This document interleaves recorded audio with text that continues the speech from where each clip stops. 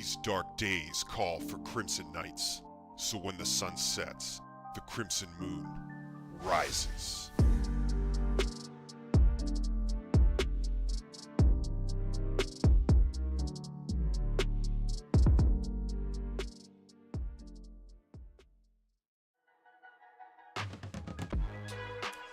Crimson Knights, good evening and welcome to the stream.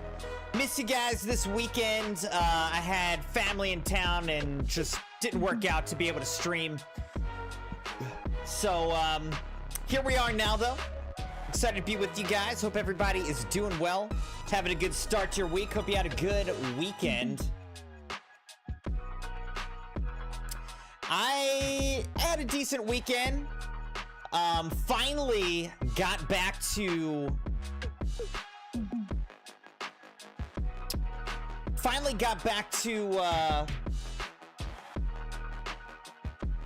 working out and training again for the Spartan race. About 5 weeks ago, we had our 10K Spartan race. I say our. I had my 10K Spartan race. I say we though because we were all invested together. But anyways, I sprained my ankle badly again for the second time in like a 1.5 month span or whatever. So all that to say, this past weekend is the first time since then, 5 weeks ago, that I have trained. Did a little 5-mile run, went to the gym, worked out and whatnot, and my ankle held up pretty well through the weekend, so I'm feeling good about that. And I just need to ramp up and train for this 21K Spartan race in like 50 days, less than 2 months. So I'm feeling a little bit scared about that, but glad that we're back into the training and just need to get back on that wagon as best I can.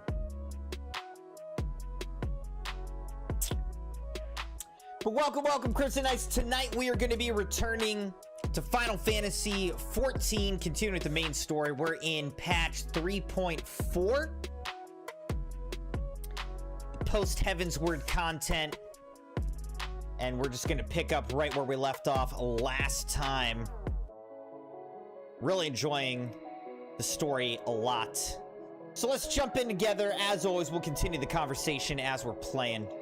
Let's go. One thing I was looking into is what is the, like, what is the length of cutscenes in all of these expansions? And it's pretty crazy. I mean, it's like 20 plus hours of cutscenes, just straight up cutscenes per expansion. That is significant. I mean, that's a lot of time. That's part of why these expansions take me so long, is because there's just so much cutscenes. And I'm not really complaining about it necessarily, because that's what adds the story and everything, but it's just a lot. It's a lot of time. Promises kept. A new day dawns in Ishgard, and the House Fortemps Knight has tidings for you.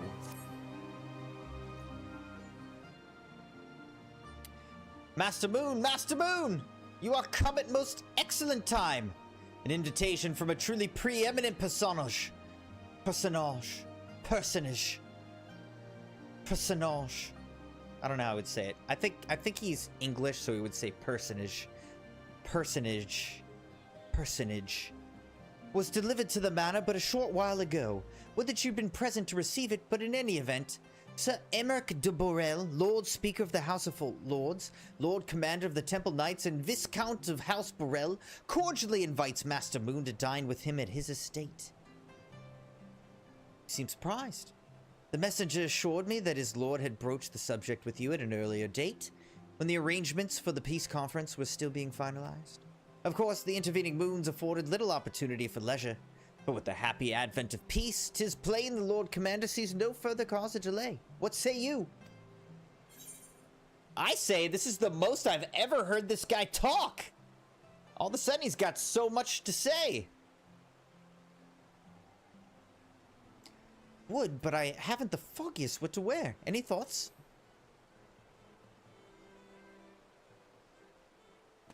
You would ask me? Well, I'm sure that as a personal friend of Sir Amric, you're at liberty to wear whatever you deem appropriate. That said, when in doubt, a man of note could do far worse than an alpine coat. At least, that's what Lord Amenelaine has been heard to say. When you're ready, pray report to the Astrologicum. A man of House Burrell shall be waiting near there to escort you to the rest of the way.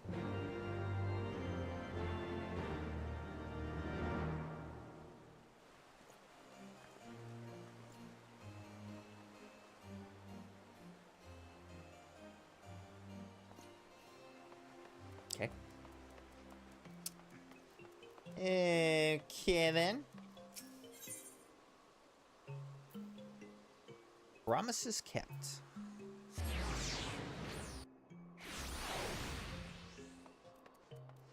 By the way, Crimson Knights, in the chat, I put a question. Who will win the World Cup? Will it be France, Spain, England? Or will Argentina get back-to-back World Cups under Lionel Messi? What say you? House Burrell Steward. Greetings and well met, Master Moon. I have the honor and the privilege to serve as head steward of House Burrell, though, admittedly, our staff is somewhat smaller than those of other noble families, being countable on one hand. My lord will be overjoyed to hear that you have accepted his invitation. As you will soon see, we have spared no expense. I dare say a man of action such as yourself enjoys nary a moment's respite. Aye, the battlefield beckons even now, I'm sure, but for this day we bid you lay down your burdens and raise a glass to peace and prosperity.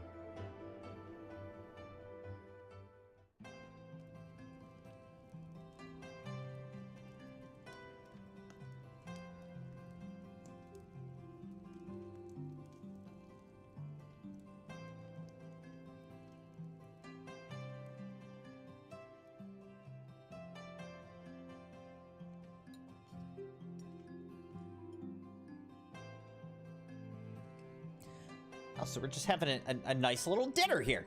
Just chatting, having a good time. To think the Moogles would prove such harsh taskmasters. Forgive me. I did not know you had suffered so in your quest for the horn. Yes, of course, of course. Quite.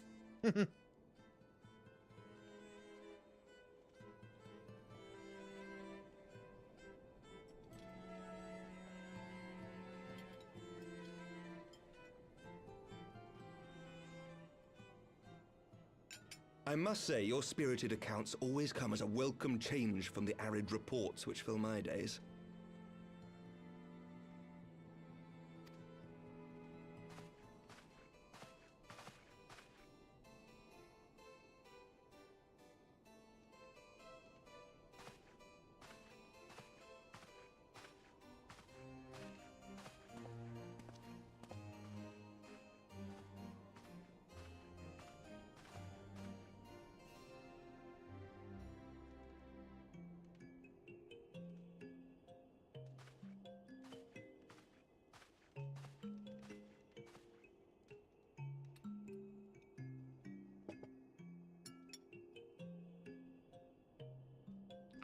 I'm always wary of people pouring drinks for us these days because, you know, quite notably in this expansion, a certain noble person did get poisoned.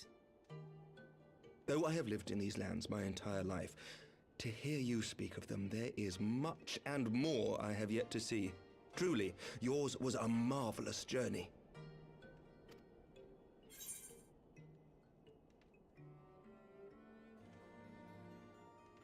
It wasn't all sunshine and lemon cakes.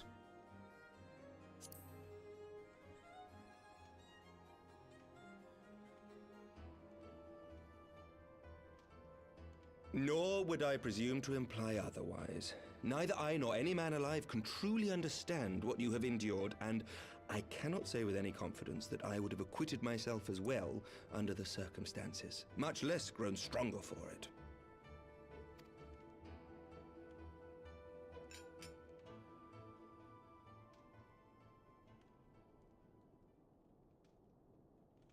By your deeds, you have helped us to lay the foundation for lasting reform. The formation of the Republic is but the beginning, for it is not only our system of governance which must needs change. We, the people, must learn to let go of our hatreds and rise above our bloody past. I only pray that I live long enough to see us achieve some measure of success, that I might know the lost did not die in vain. I can still see you there on the steps of faith, striding fearlessly towards the worm. If you could do that, who are we to balk at the challenges ahead?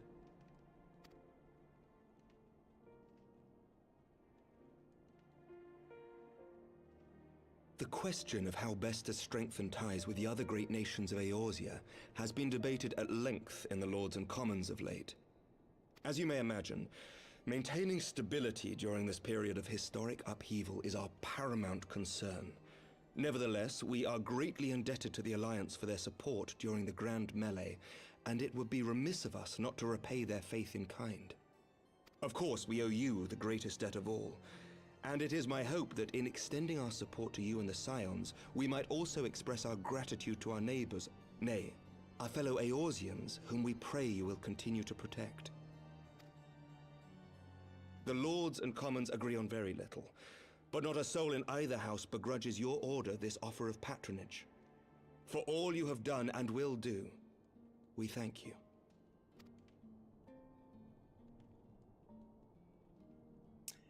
I would appreciate if you got me a house.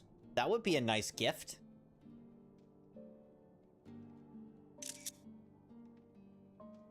Here! To Eorzea!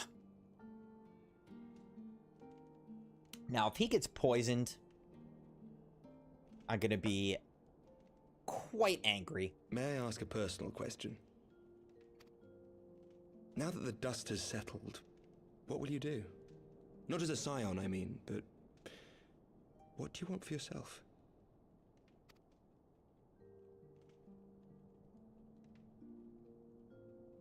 I want the next expansion, my Lord boy. Commander, pray forgive the interruption. News from House Fulton. An urgent message for the Warrior of Light. I was instructed to deliver it without delay. Well, get on with it then, man. Master Thancred returned to the manor a short time ago, bearing an injured maiden. Master Leveilleur and Mistress Tataru are tending to her wounds, but they like not her chances. Respectfully, my lord, they have requested the Warrior of Light's immediate presence. What am I gonna do? You must go to them, my friend. I'm not And a I shall healer. go with you.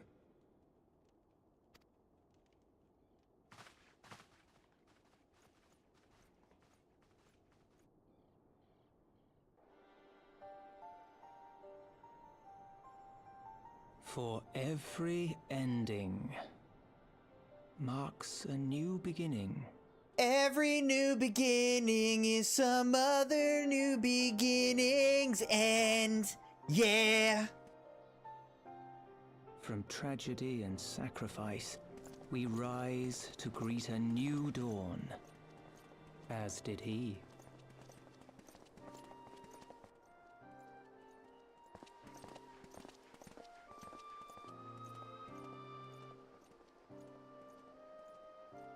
Only to be drawn unto another battlefield, another cause, as if by fate.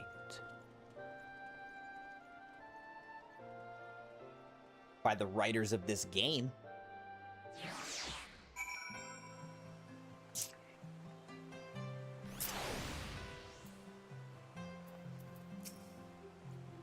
Welcome, Master Moon. Shall I show you inside the manor? Yes.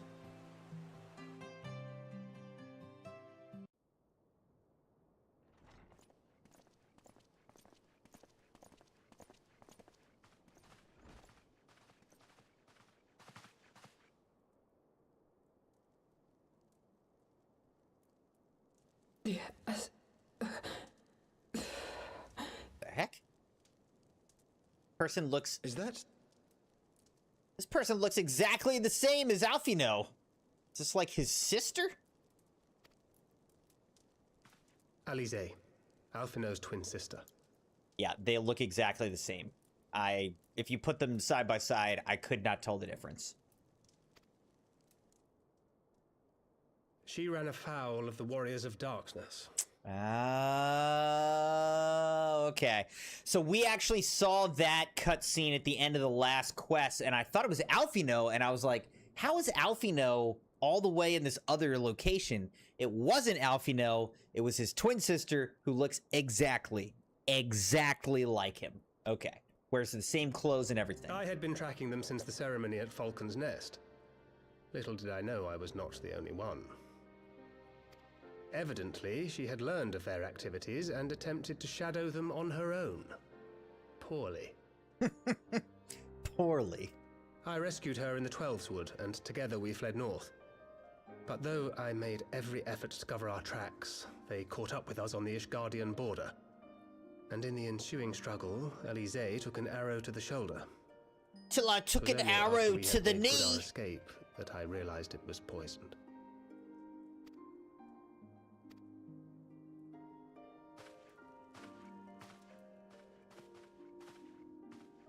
Thank you for coming so quickly. And you, Sir Emmerich. All right, I gotta replace the battery. Swap out the battery in my headset here. Give me a moment, Crimson Knights. Just a quick moment, because you can hot swap the battery in these Arctis Nova Pro wireless headset. And just like that, we're back up and running.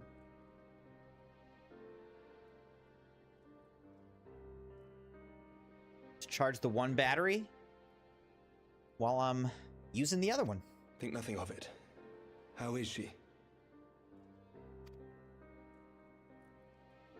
We have done all we can for now. Although the immediate danger has passed, the poison yet lingers in her blood.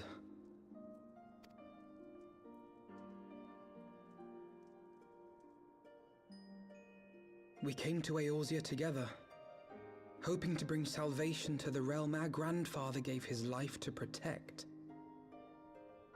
Like, literally, it looks like there's a mirror between them. They look exactly the same.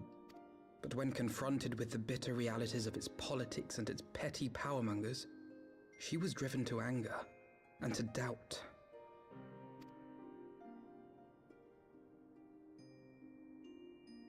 She refused to become embroiled in what she termed Eorzea's squabbles and distance herself from the Scions. Though she remained hopeful of a brighter future, she would walk her own path. Would that it had not been so perilous.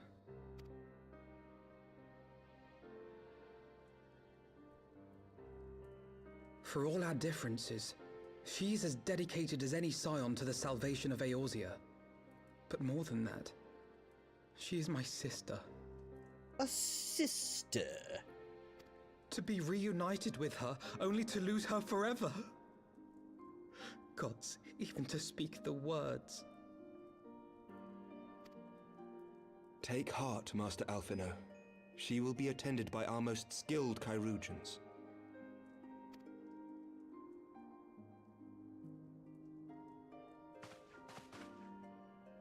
Bear Mistress Leveilleur to the infirmary at once. Apprise Captain Whitecape of the situation, and inform him that she is to be treated as my personal charge.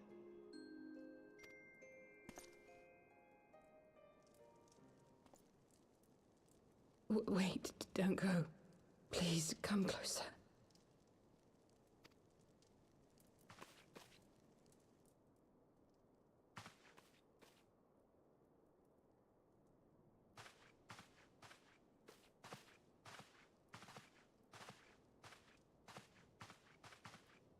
Why would I think she's talking to me? The Warriors of Darkness are in league with the Ascians.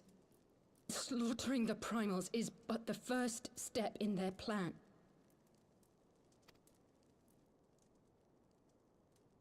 They make for Zelvatol to bring about Garuda's summoning and to kill her. Why would the Ascians want to kill the Primals? I don't understand. You must stop them.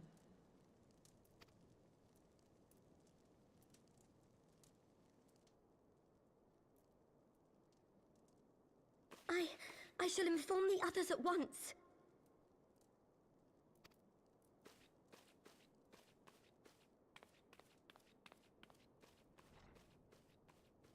Master Thancred, I would ask that you accompany Mistress Leveilleur to the infirmary. Your knowledge of her injuries may well prove useful in determining her treatment. Of course.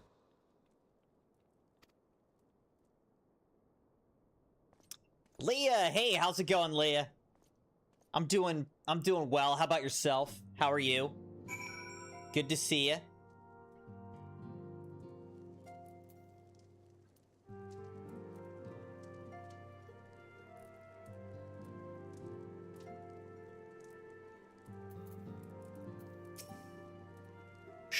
Surely they won't let her. Ah, yes, I know. We must trust in Captain Whitecape and his Chirurgeons. Did they not bring Estinian back from the very brink of death? I'm comfortably reminded of how he mocked me for praying at his bedside for days on end. What say you, my friend? Shall we turn our attention to a matter whose conclusion we yet have the power to influence?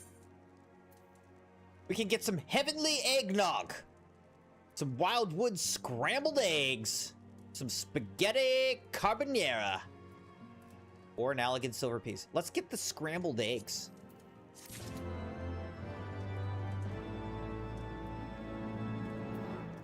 Doing all right, Leah? All right. Well, I'm glad to hear that. I mean, glad that you're all right. Shadows of the First. As Alfino and many others know all too well, there's no rest for the righteous.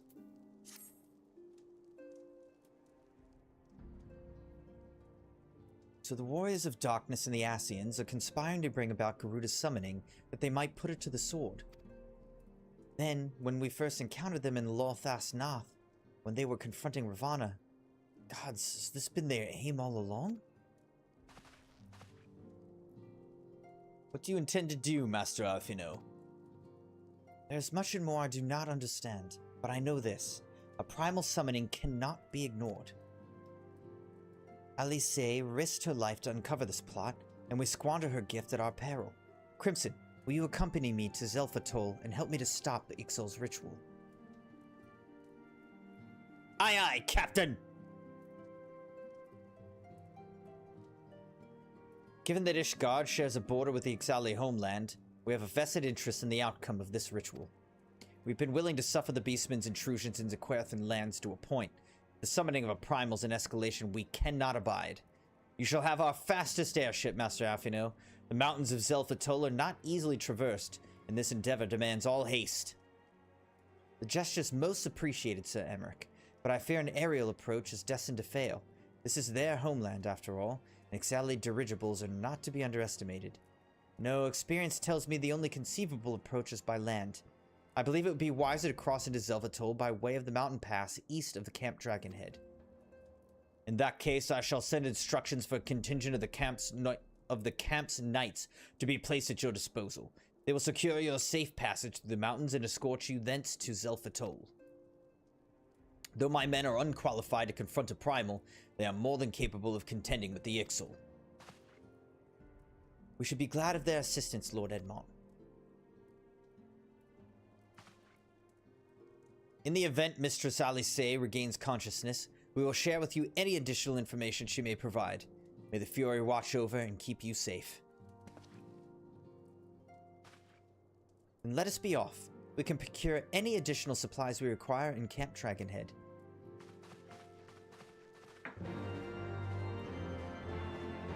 Indeed. Alright, I just remembered something too, Crimson Knights. We gotta go to the Golden Saucer and do some more of the Cact Pot. So I'm gonna need some 4-digit numbers, Crimson Knights. Get me some 4-digit numbers that we're gonna enter into the Cact Pot lottery. All right. I need 3 4-digit numbers. Anyone have a suggestion?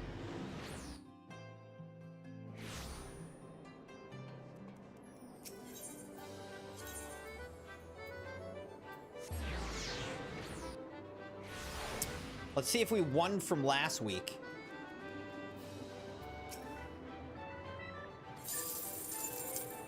Consolation prize. Winning number was 8156. We guessed 0413. All right, let's see if our next one was any closer. Consolation prize. Relatively, we were actually pretty close. We guessed 8958, and the answer was 8156. Relatively close. We got 2 of the digits. We were close. Now we got 4th place prize because we got the last digit 6. We guessed 1776 for July 4th, 1776. All right. Leah's got us some numbers. Here we go. Purchase a ticket. 1211. Sure. 1974.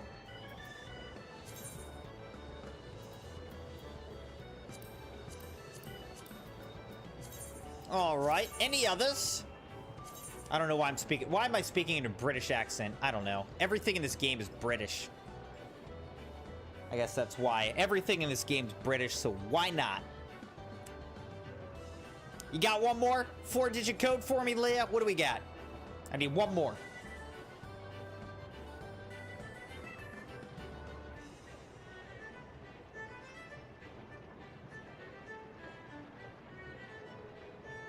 What should we go with?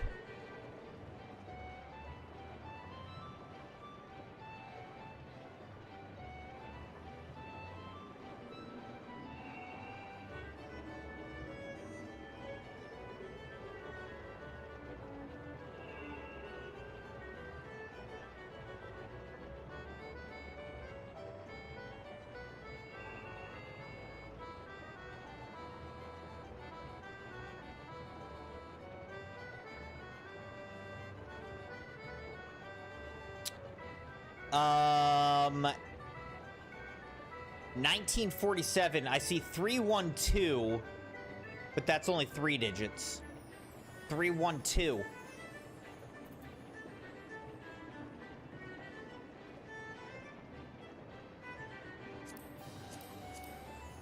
Three one two zero, 3121.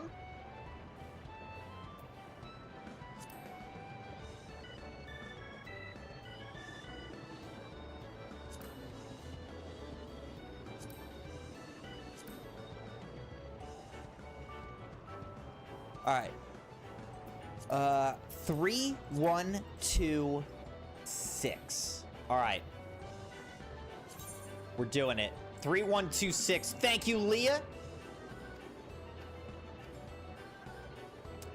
Thank you for those. We will...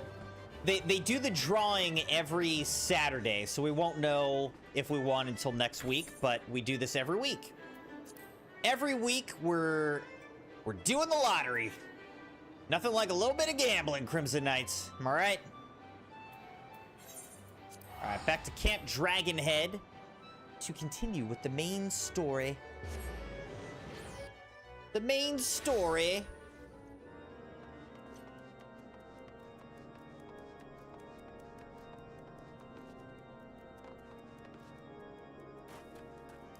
Here's Mr. Alfino. Have you everything you require, then? Excellent.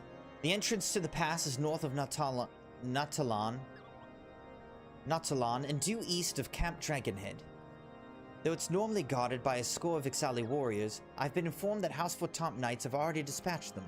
The enemy's gate lies open. We need but walk through.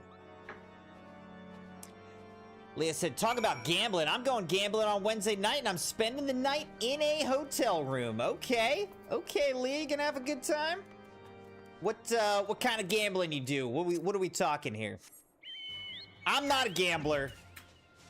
My friends dabble.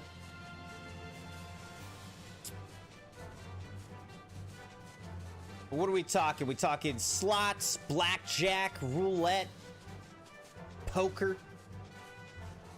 I would guess slots if I had to guess, but... Master Moon, Master Alphino, as you can see, the gate is ours. Be advised that our scouts are reporting increased activity around the first mountain. Simply put, they're up to something, and don't want anyone interfering. We stand ready to escort you to Self-Atoll and aid you as you see fit. The enemy will be thick on the ground. Upon arriving, let us advance with care as we search for the site of the summoning ritual. If the gods are good, we should only have to contend with the Ixal. But if they are not, we may be forced to do battle with the warriors of darkness. Zelphatol, now accessible!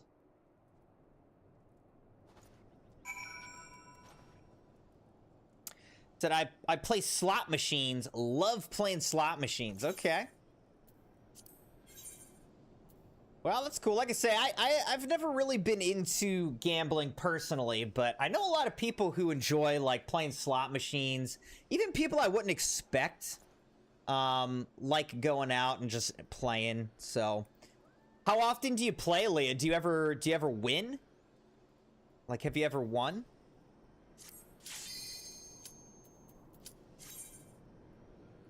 All right, as usual with these duties, I don't want to wait around. I'm just going in with an NPC party. We're just going right in, NPCs. Ka! Ka! There's all kinds of crazy things here. Jeez, this place... What is this place? What's going on? You've won a lot. You nearly won $60,000 a couple years ago? Oh my gosh.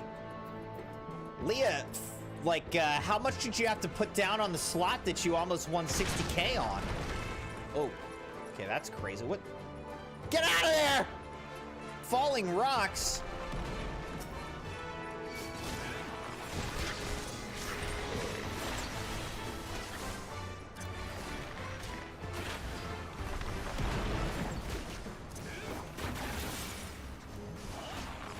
With you.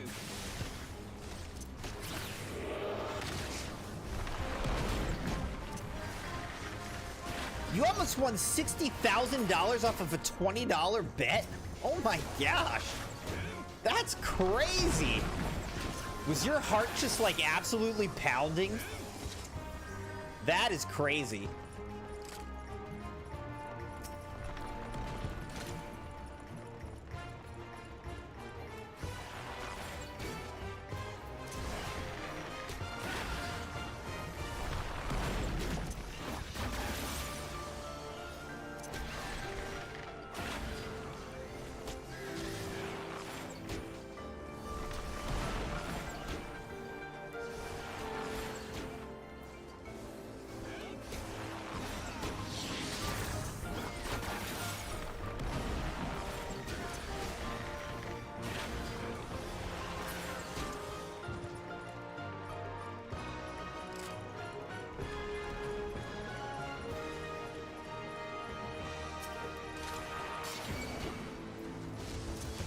One of my friends was really into poker. Still is decently into poker, but he was really good at poker.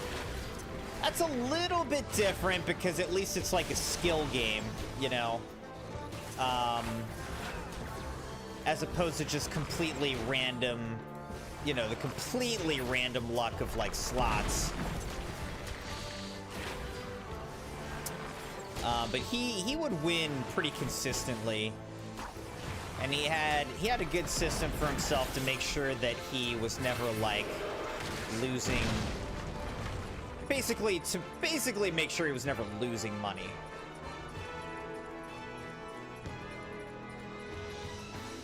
You hit the jackpot.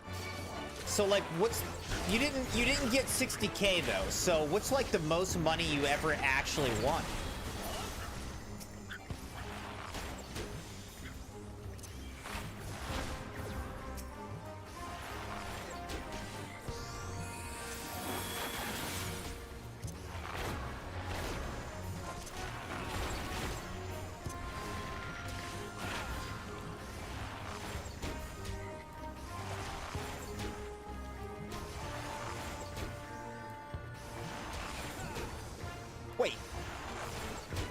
Leah, you won $55,000?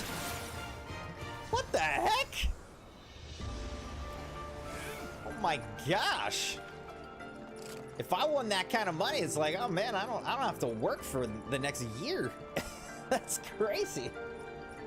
That is crazy. Oh my gosh. A chasm harpea.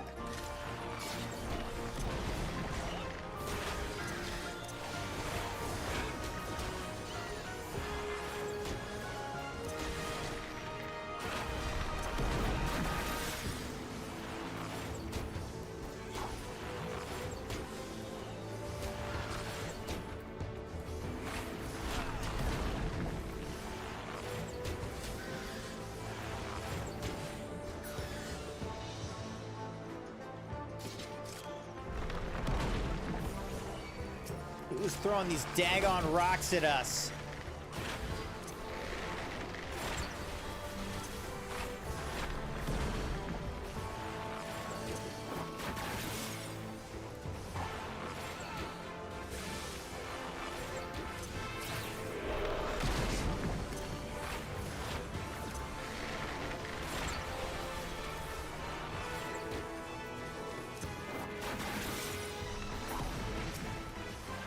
So we redid the whole floor in every bedroom. We redid the kitchen, living room, dining room, bathrooms, everything. Oh my gosh, Leah. How did I not know that you won that kind of money? When did this happen? I don't think I've ever heard this story from you. That's like a crazy story. All right, here we go. Nuzal Hulak. This guy looks like Sebulba.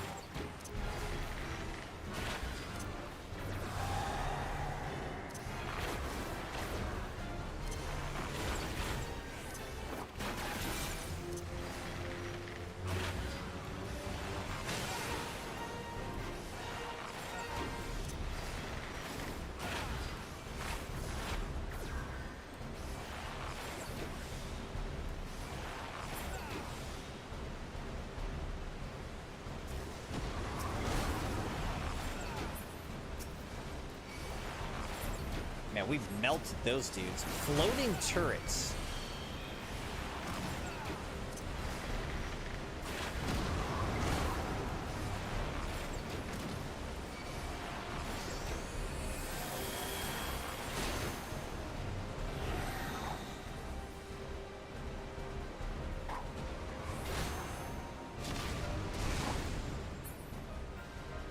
Ow.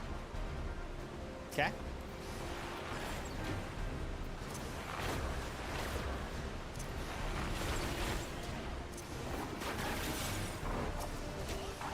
Kill the Astodes.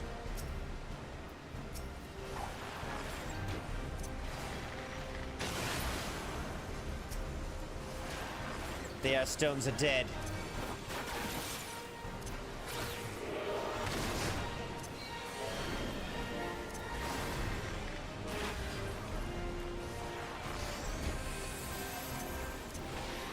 Away with you!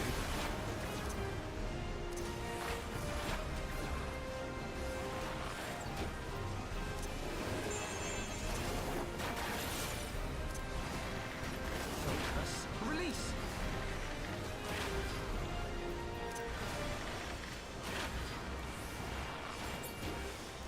Alright, did we get him? From on high, we rained down death. Not quite. We didn't quite get him. Dang it. Oh, shoot. We gotta kill these airstones first. Kill the airstones! Now kill the turret.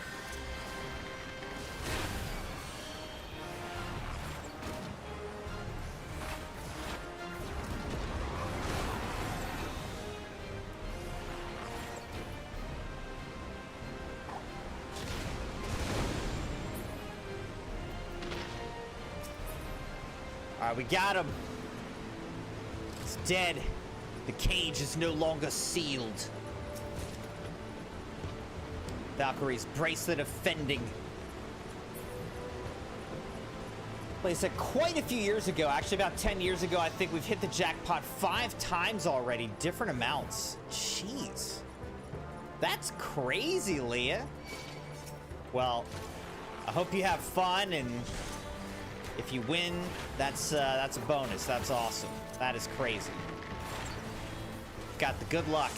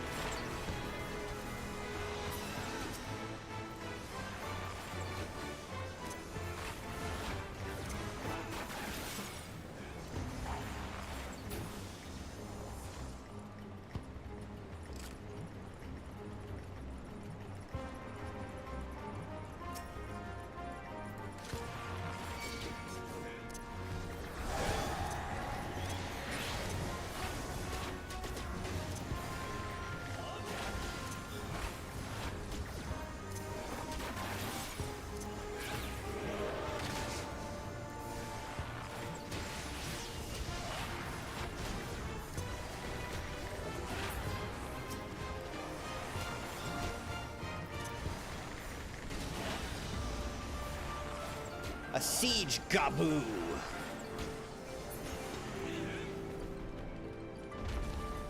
This technically it's gooboo.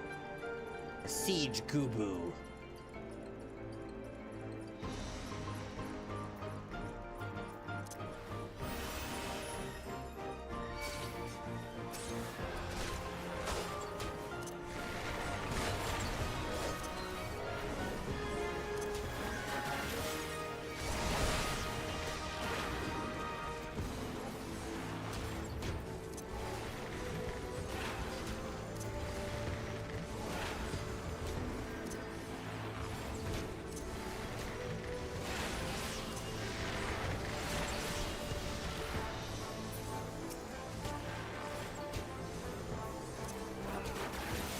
Kinda like this music.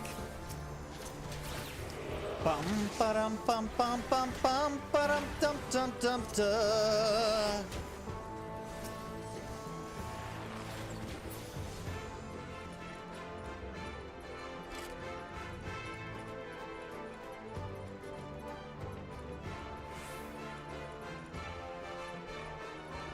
Alright, I see a treasure coffer up here.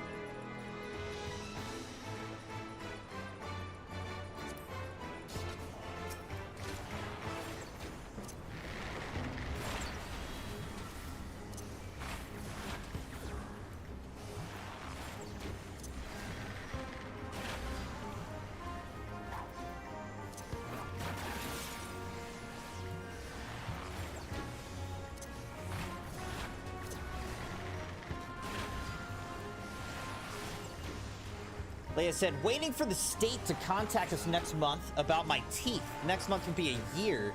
We're hoping that we'll hear something from the state regarding my teeth.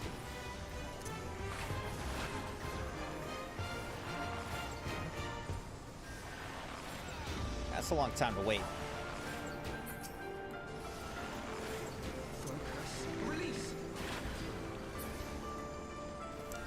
We got a World Talon drops a bone. All right, a bone key. Okay. We just got a bone key. Here's a treasure coffer. Valkyrie's bracelet of aiming.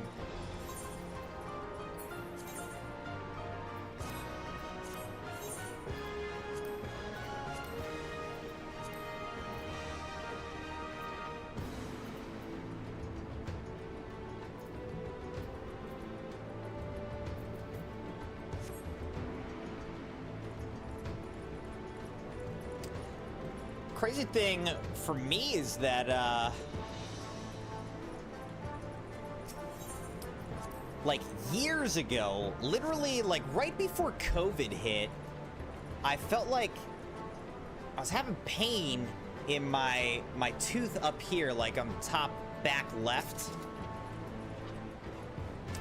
And they felt like I probably had, the dentist looked at it and felt like I probably had some kind of like little crack or whatever, and that I had to have it repaired. Then COVID hit, didn't happen, you know, Didn't go back for years.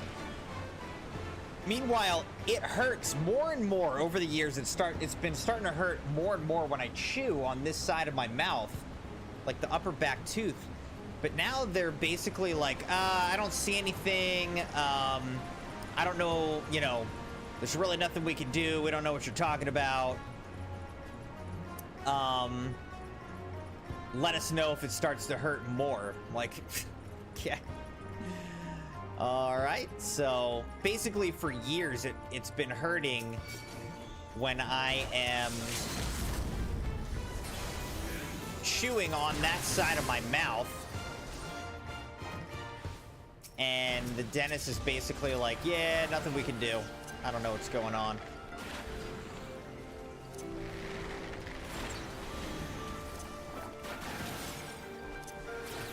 So that's a little bit frustrating.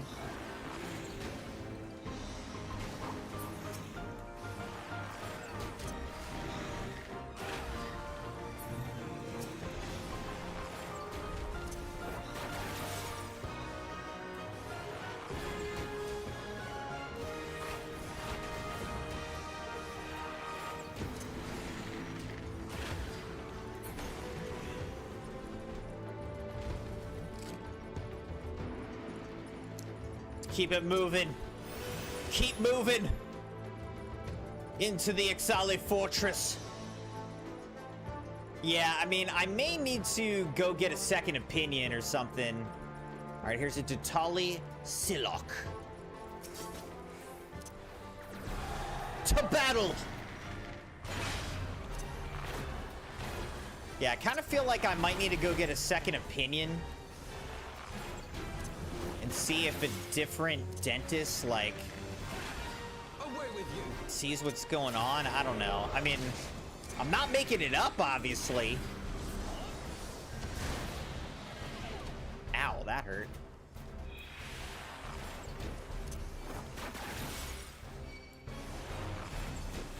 Away with you.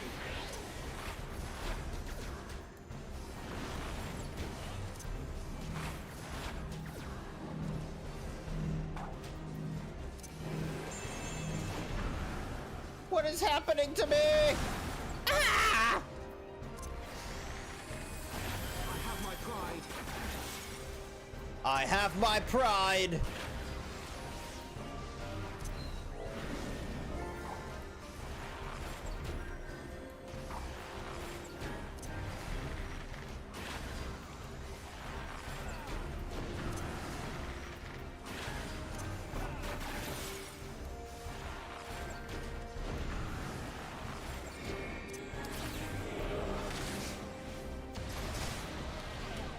Stab wounds.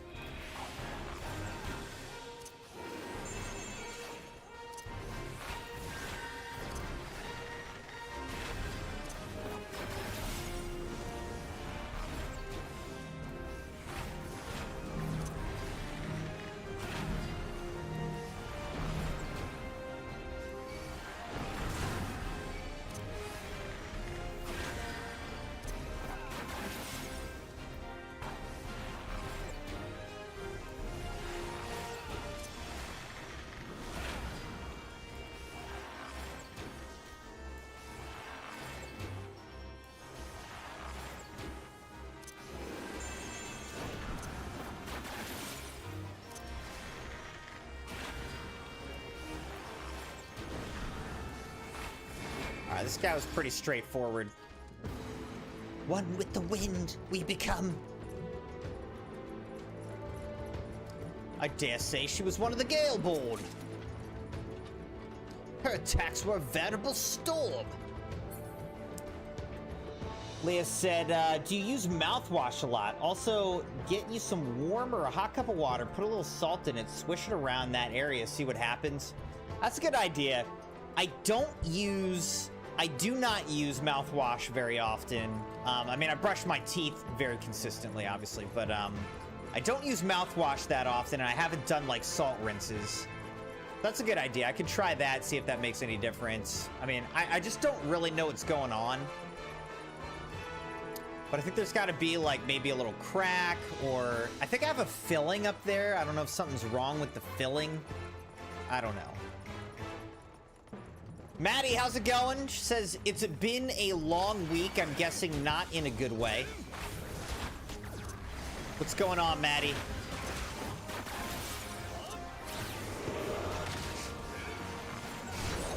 It's been a long week and it's only Monday. That's kind of how I feel. It's kind of how I feel. By noon today, I felt fried and I was like, oh God. I feel fried and it is the first half of Monday. Like, this is gonna be a long week for me.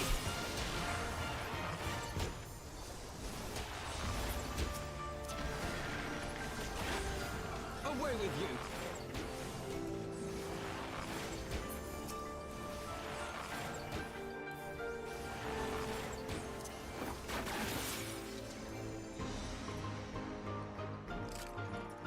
An air stone. I've obtained an air stone that will help us with the Tailwind Relic.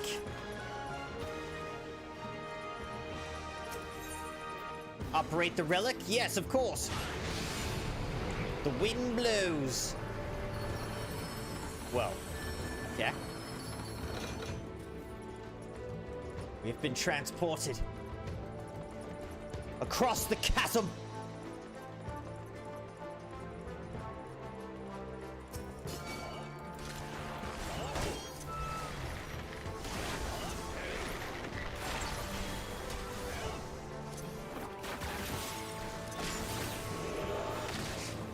How strong is your beak, Zilphatol?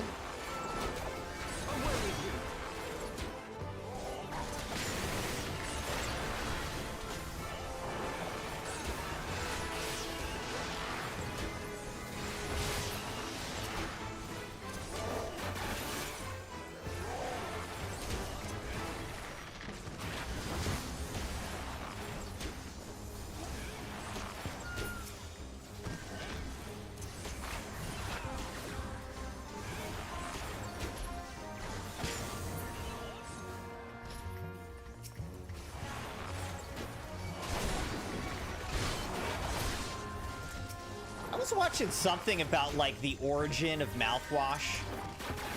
I think it was actually, like, an accident, as many inventions are.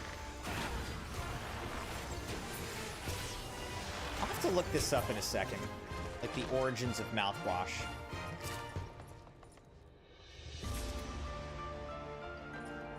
Yeah, personally, I've never been a big mouthwash person. Just an old-fashioned brush your teeth kind of guy.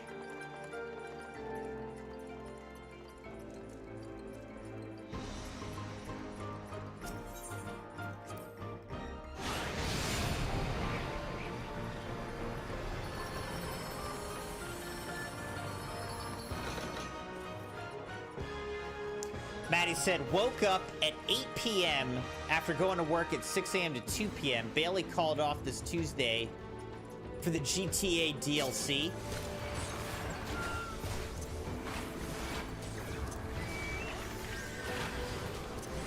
That'll probably be the last content for GTA before GTA 6, huh?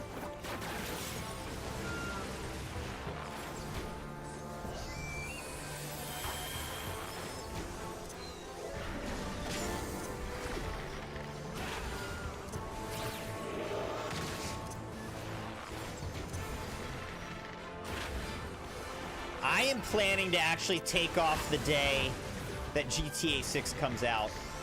I'm taking that day off. As many will, I'll be one of them.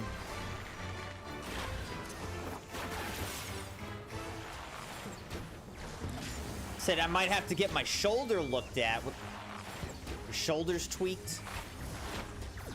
What happened? All right, here we go, Crimson Knights. What's going on here? Did they already summon the Primal, or did we beat them to it? It's looking kind of primally.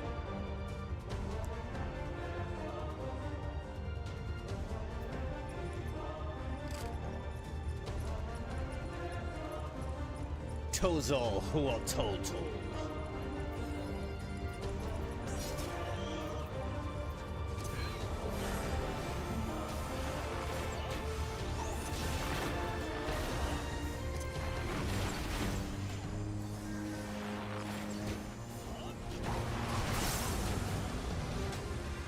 Perfect pitch.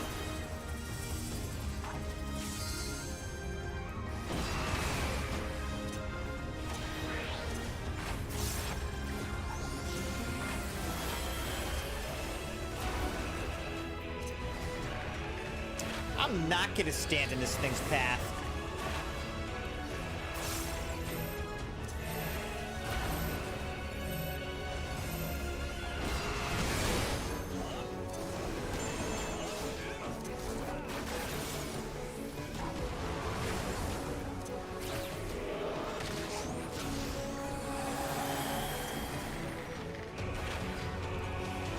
Upon sliver of a glory we now call.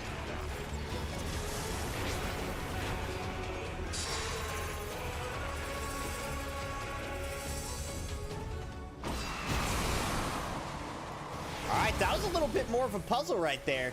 That was interesting.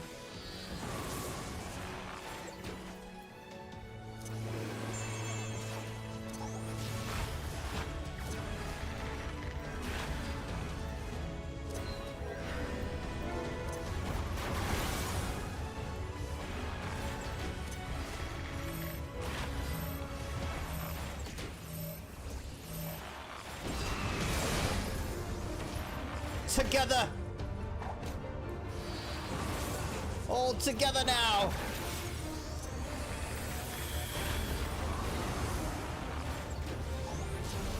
Away with you!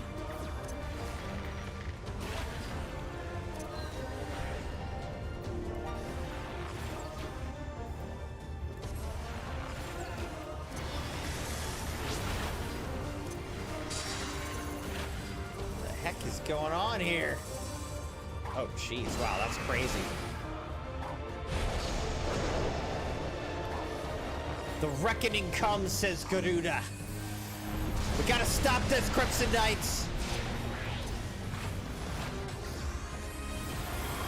We can't let Garuda come back. Maddie said this is the last DLC. Officially.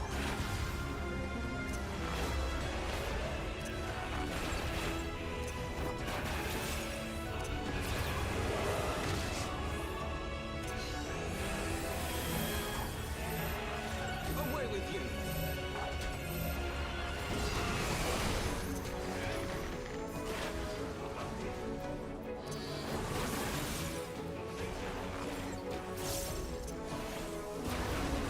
Perfect pitch. Away with you!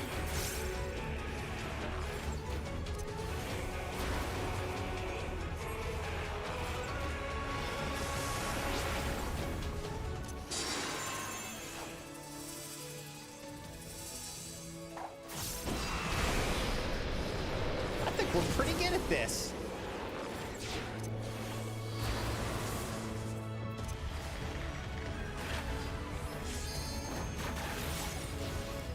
Got him! Maddie said, I meant Marshall woke up at 8 after going. I was gonna say, I didn't understand why she said Maddie did it. Alright. Possibly pop your shoulder at the gym? That sounds really painful, Maddie. I never went and got an MRI for my ankle. I sprained it twice in like 1 month. I got an x-ray to make sure I didn't like fracture, you know, break anything, but I didn't end up going to get the MRI.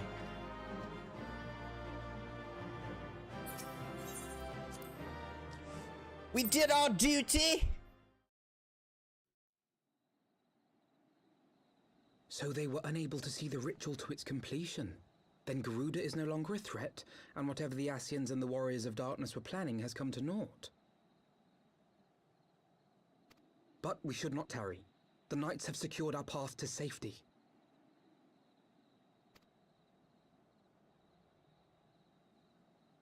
Well, well. What do we have here? You'd better not have killed the primal without us.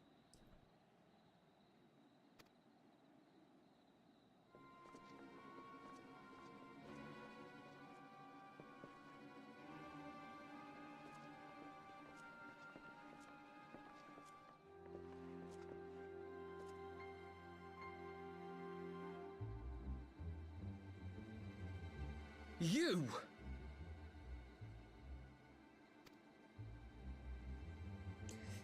Here's these warriors of darkness.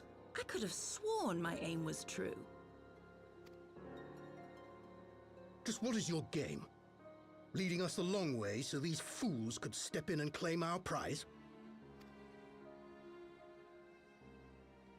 No, no. Let's not make hasty accusations. By the look of things, the ritual was proceeding as planned. We arrived at the appointed hour. 'Twas they who erred. It is hopeless. We cannot face them all. Why not? Like, we're super strong. Do mine ears deceive? A boy! So that's the way of it. Twins! You had me worried for a moment there. Know that I will happily make it quicker for you, if you just stand still. She was as confused as I was. She was like thinking that Alfino was Alice, this, because they look exactly the same. They really do.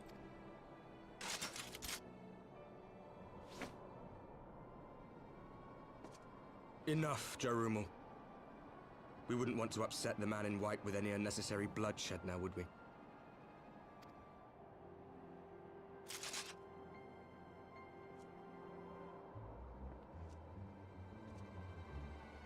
You've been awfully busy since we were kind enough to spare your lives.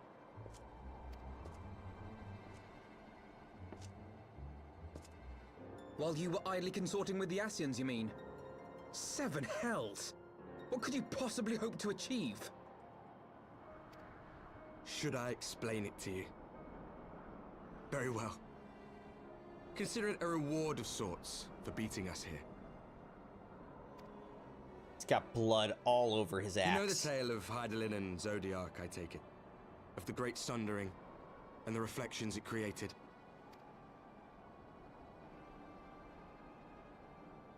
Across 10 and 3 they were divided. Reflections of the source, each possessed of shards of light and dark. Just so. One of those reflections, the one nearest to the source, is our home. And we were the heroes blessed with her light.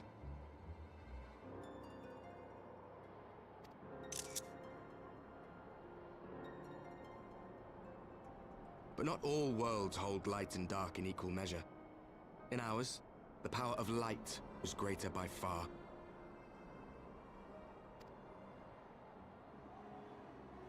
So the Asians, who once threatened our home, were no match. And they fell before us, one after another, till none were left. Victory, we thought. And then came the light.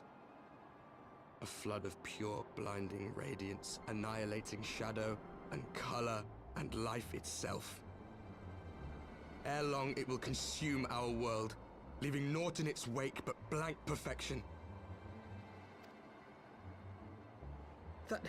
That cannot be. Do you honestly expect us to believe such a story? Believe what you like. But it has happened before, on a world far removed from ours.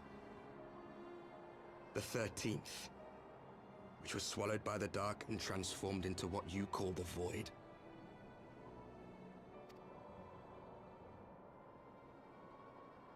Unchallenged light would condemn us to a similar fate. And so we joined hands with our former enemies, and with their aid came here, to the source. For there is but one way to restore the balance and save our home. The Ardor. Calamitous destruction with the power to break down the barriers between planes and see our worlds rejoined. You would doom our world to save your own? What would even become of us? Of you? Enough. I tire of talking. Yeah, I thought it was a pretty good question. Fair question. You know our cause. You know what is at stake. We are prepared to do whatever it takes. Are you?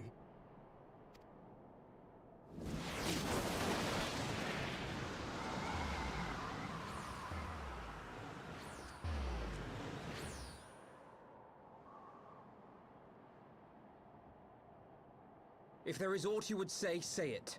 Otherwise, begone. You have no friends here.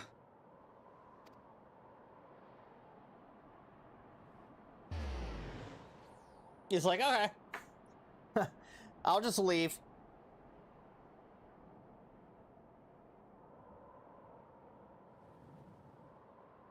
Interesting, okay. So they were the Warriors of Light in like a parallel universe, I guess. All things considered, we should be grateful to have survived that encounter. Do you think it could be true? To save their world, they must bring ruin to ours? No, it matters not. Such wanton destruction is beyond justification. Whatever their reasons, they must be stopped. Sacrifice the loss, it ends here.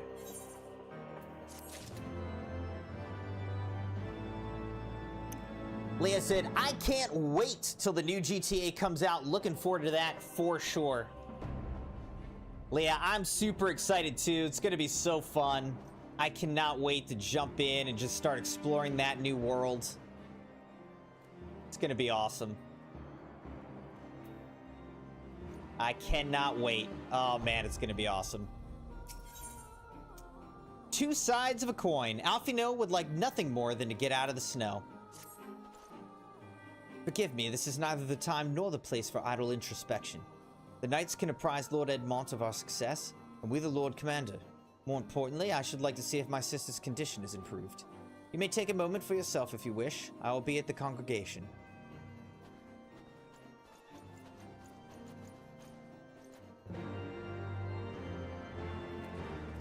Quest accepted!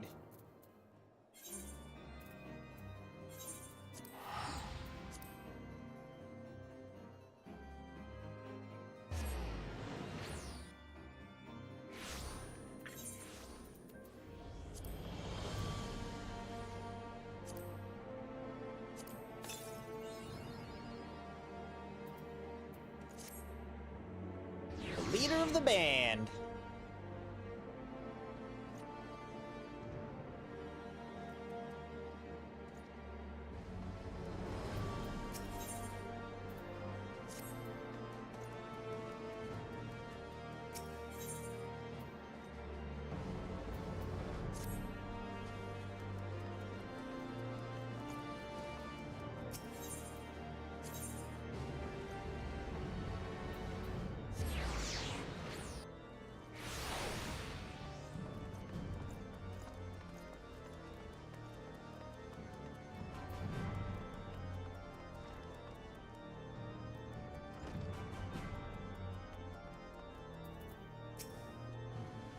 It brings me joy to see you safely return to us, Crimson. What news from Zelfatol? Then we were not too late. On behalf of Ishgard, I offer you my deepest thanks. As for we who remain behind, Mistress Sistola has been tending to Mistress Alice in your absence, and I am pleased to report that she has regained consciousness. I imagine you have many questions, especially given your recent encounter with the Warriors of Darkness. I know I do. Come, let me show you to a room. Do not worry, her condition is much improved. She's a resilient one, much like her brother.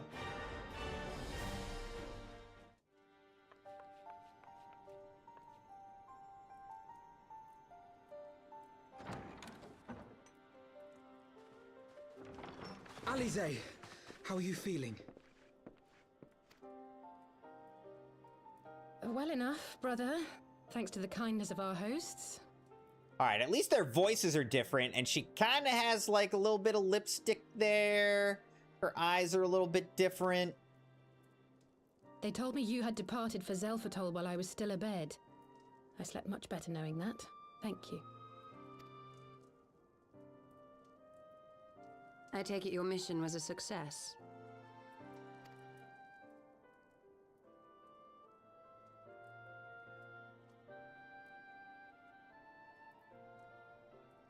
As if we needed any further confirmation that they are in league with the Ascians. But to save another world? I think not. I too thought his story fanciful at first. But it is possible there may be a kernel of truth in all of this. At the very least, none of his claims contradict the word's account. You were following these people, Alice. Why? During my travels, I had oft enjoyed tales of the Scions and their exploits. But after a time, I began to hear whispers of a gifted and theretofore unknown band of adventurers. Adventurers who had supposedly sworn to travel the realm slaying primals in the Scion's stead. The Warriors of Darkness. And in the course of investigating these rumors, you stumbled upon the Ascians' involvement.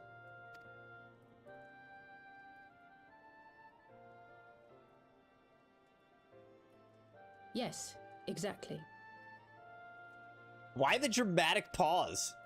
Forgive me, but if these warriors Sometimes of this game darkness is mean to so bring about awkward with the another calamity, conversations. to what end do they hunt primals? To prompt an escalation. To deepen the beast tribe's feelings of helplessness and despair, and thereby drive them to summon ever more powerful gods. And lest we forget, these events do not occur in isolation. With their patron deities being slain left and right, the news of man's victory over Nidhogg must surely have sown panic in the minds of the beastmen. 'Tis no wonder they wish to defend themselves.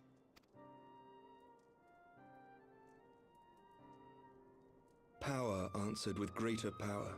Death with more death. A vicious cycle fueled by fear and hatred. I know it's like all too well. Indeed. The Ascians sow discord and desperation, and the Warriors of Darkness reap the harvest. And so it continues. Yet that is not the extent of their ambitions. The Ascian himself observed that once the powerless realize that the old gods have failed them, they will have little recourse but to look to a new one. What's the new god gonna be? We cannot let that happen. It should come as no surprise, but Alice and I have uncovered evidence that the Ascians have been manipulating certain parties to ensure that a constant stream of crystals flows into the hands of the beast tribes. If we sever these supply lines, we should at least be able to slow the escalation. Agreed. Kral and I shall journey to Zelfatol and learn what we can of the Ixal's source. Then I, for my part, pledge to lead a similar investigation into the origin of the Nath supply. Sir Emmerich?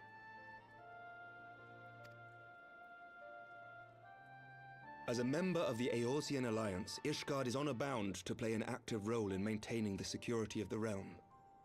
You might also say that I have some personal motivation, given the Ascians' dealings with my father. However, I make no secret of the fact that my knowledge of primal beings is scant at best. As such, I should be most grateful if one of your order were to assist me. Allow me, Sir Emmerich. I have dealt with the Nath before.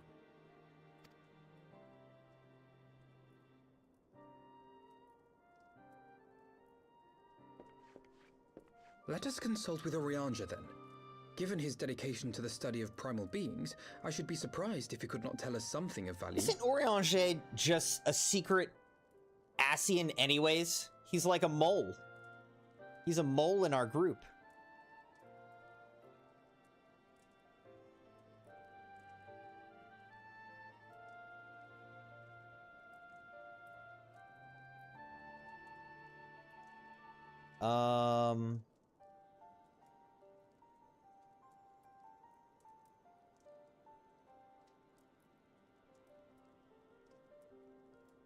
was I going to look up Crimson Knights? I was going to look up the origin of, like,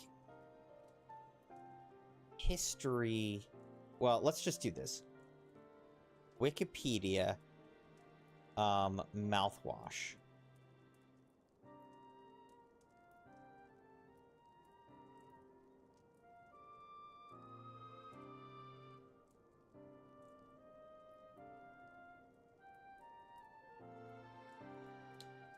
Maybe specifically Listerine. I think that's specifically what we want to look at.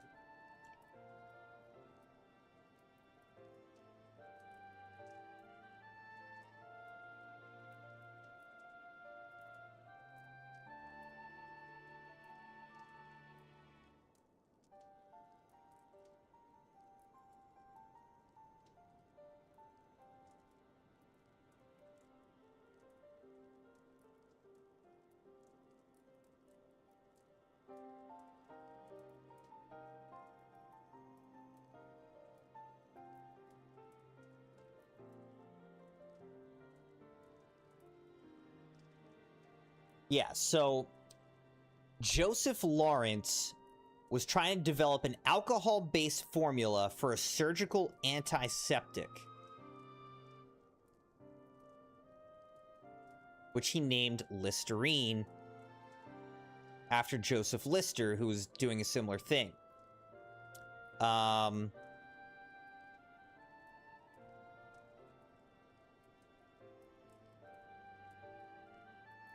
But it ended up, Listerine instead ended up getting promoted to dentists for oral care and became the first over-the-counter mouthwash sold in the US in 1914. So basically, they were trying to develop a alcohol-based formula for surgical antiseptic for dressings and ended up instead making a mouthwash. Or it didn't market well as a surgical dressing antiseptic, but it marketed well as mouthwash. So, interesting.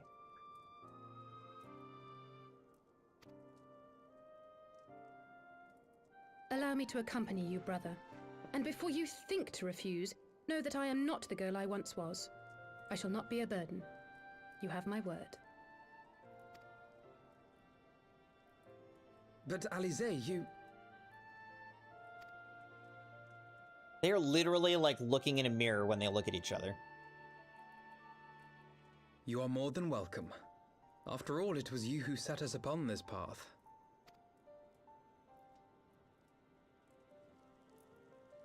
Wait a minute. I'm afraid I can't allow you to leave just yet. Not until you try on the new outfit I prepared for you. For who?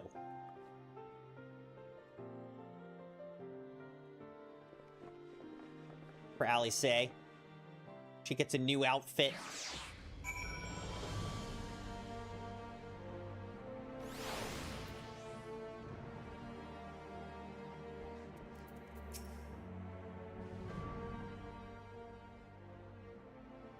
Would I be right in assuming that you have not spoken with my sister since one of the memorial services, was it? By the 12, it seems a lifetime ago. I should like to think we've both grown since then. My apologies for keeping you waiting.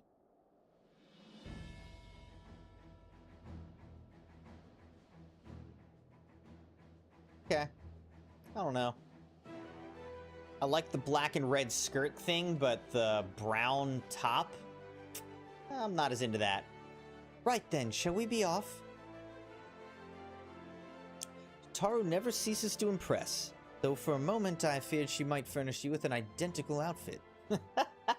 Can you imagine if Totaro had given her literally the same outfit and then I couldn't tell them apart at all? And look, she's got a red bow, he has like a black bow. Praise the 12 she did not. Mother and father were rather too fond of making us wear matching clothes. You remember that time at the studium when the girl of yours crept up behind me in the hall and whispered, Sister, please! She was not my... Can we not have this conversation in front of the Warrior of Light?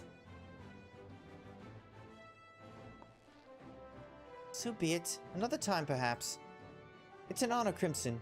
I realize we're barely acquainted, but having heard so much about you, it hardly feels that way. Pleasure to have you with us.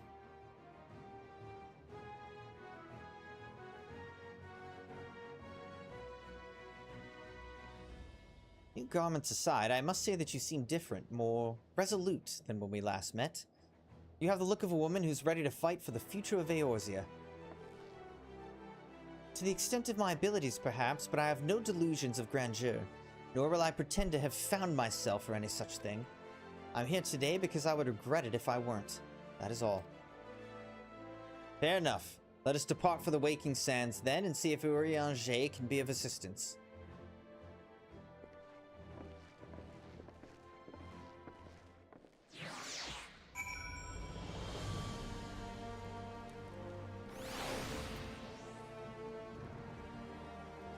All right. To the Waking Sands.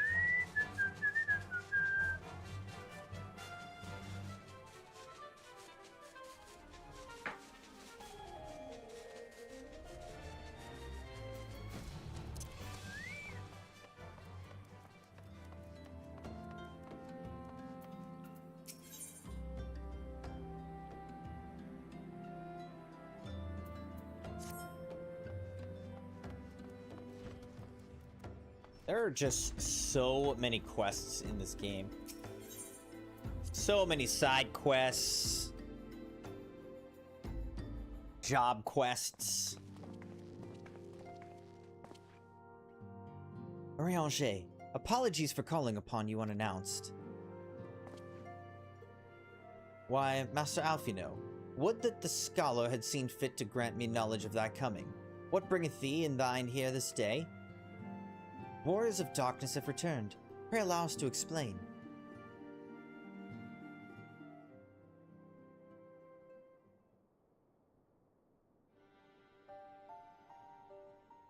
I too have heard tales in recent days of primal beings rising up, only to be cast down by forces unknown. Alas, as thou didst observe, this serveth but to spur the beast tribes to pursue their goals with redoubled fervor. We have two objectives at this time: to identify and remove the source of the beast tribe's crystals, and to take direct action to prevent any further summoning rituals from reaching completion. Second's easier said than done, of course. While we are fortunate enough to learn of the Ixal's plans before they came to fruition, I should be surprised if the Warriors of Darkness and the Ascians do not have similar designs elsewhere, of which we have no knowledge. Thou wert wise to come hither, for this very day did I receive tidings most troubling from across the Strait of Marathor. Ogamoro stirreth, and there are whispers that the Lord of Crags neareth his return. Mere rumors, mark thou, but in light of thine own discoveries, canst ill afford to turn a deaf ear to their claims. Aye, we must ascertain the truth of the matter for ourselves. Let us consult with the Maelstrom forces stationed at Camp Overlook, Crimson. Thank you for your counsel, Urianger. Pray inform us should you learn aught else. I shall.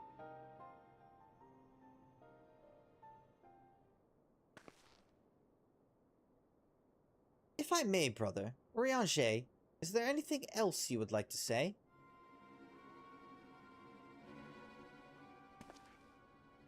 Alice? If not, then never mind. I only ask because you're normal rather than more verbose. Nothing to add. Very well. Ere we depart, I wish to make a request. The Warriors of Darkness spoke of how the Ardor had the power to break down the barriers between planes, that our worlds might be rejoined. I would ask that you research this for us. Being nowhere near as well read as you, I'm sure I wouldn't know where to begin. That said, I've heard tell of promising tome, the Garen Oracles. Mayhap you could start there.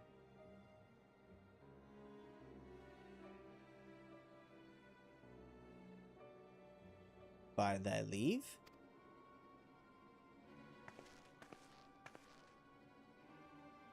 Camp Overlook, was it? Very well.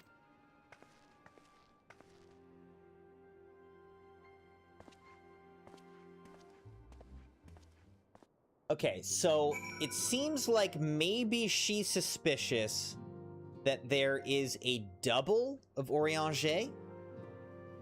That the Asian Orianger we saw was not actually Orianger, but one from an alternate, you know, multiverse or whatever.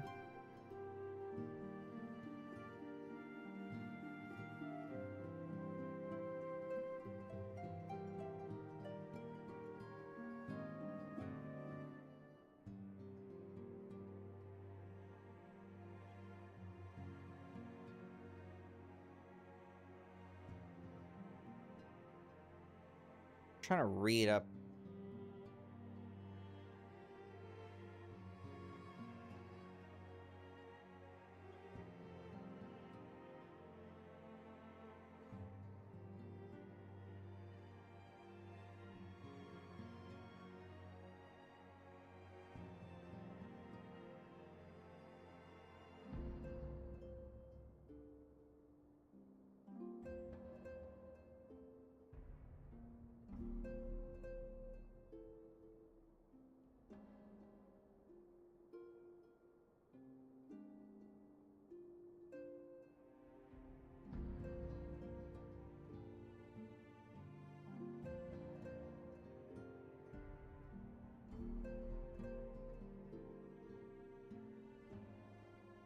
All right, I don't know. We'll see. So, primal awakening and primal nature, huh?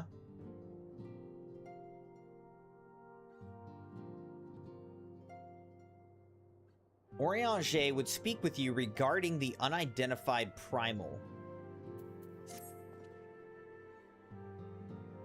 When the Cenere moon did wane, there sounded a blood-curdling roar. A new primal had roused, the portents gave us to believe, one whose identity yet lieth beyond our ken. By thy hand, 3 primals have since been vanquished. As each returned to the ether, 'twas observed that tremors foreshadowing this fourth grew in strength and frequency both. The being doth quicken, and in time it shall become a scourge upon the land. Yet even as we pondered a course of action, a benevolent soul did arise, one who would forestall this threat.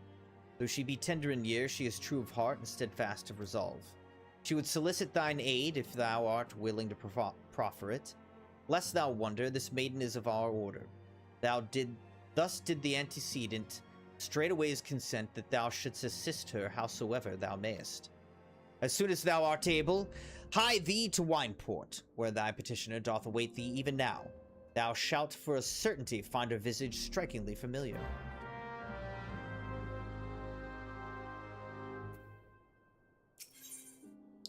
Primal nature. Orianger beseeches your aid in solving the resurgent mystery of the primals.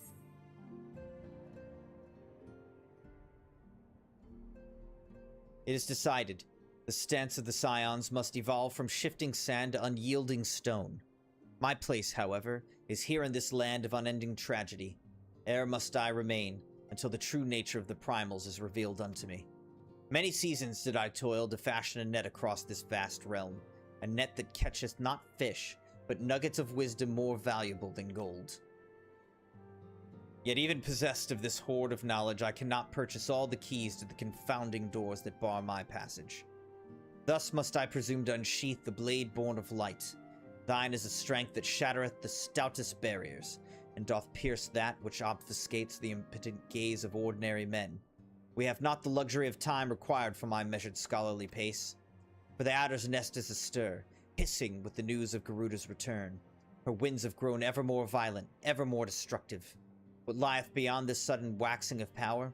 The answer may well prove a vital piece of the puzzle of the primal's existence. Mine eyes perceive a looming wall of strife, poised to crash down upon our cities with unrestrained fury.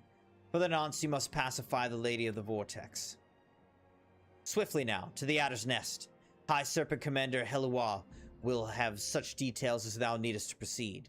I shall await thee at the Waking Sands and pray for thy success.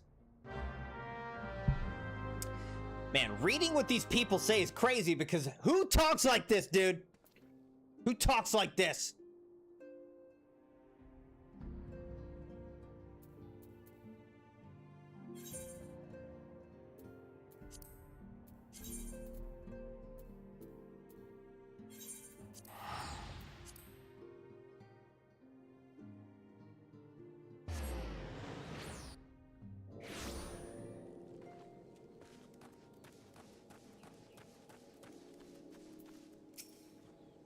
Seven hells! At this rate, I'll have to appeal to Maelstrom Command for reinforcements.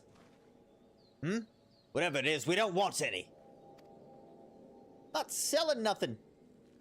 Well, fancy that. Just when my kobold problems look like coming to a head, the scions of the Seventh Dawn turn up, itching to pitch in.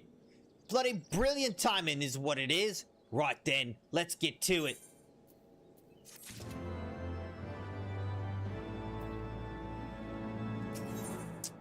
Unlikely allies. Commander Bloyden is eager to put you to work. So our friendly neighbors in Ungamaro have got so much of aggressive of late, just as you said. Matter of fact, our scouts spotted one sniffing about the stores just now, likely looking to make off with an armful of crystals.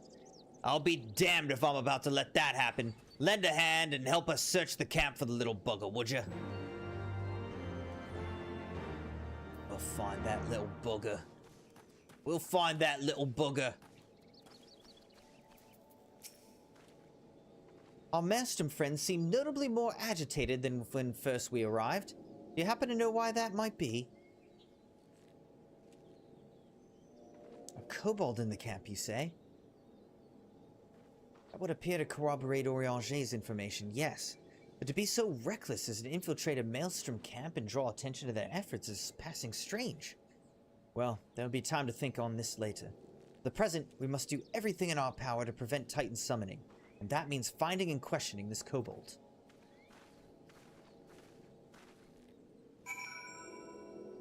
Alright, Crimson Knights. Let's look about! Look about! See what we can see!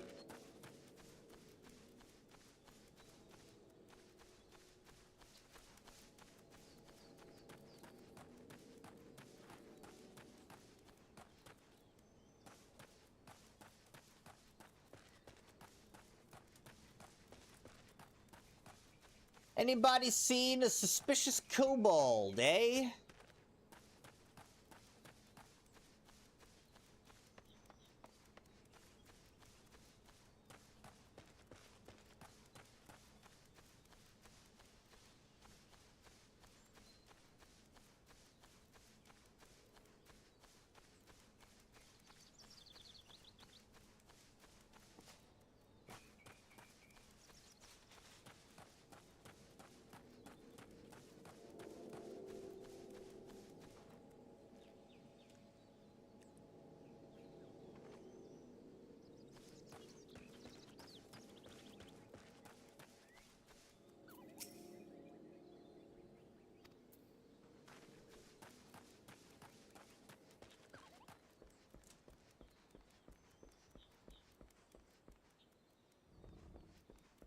Where could this little guy be hiding, huh?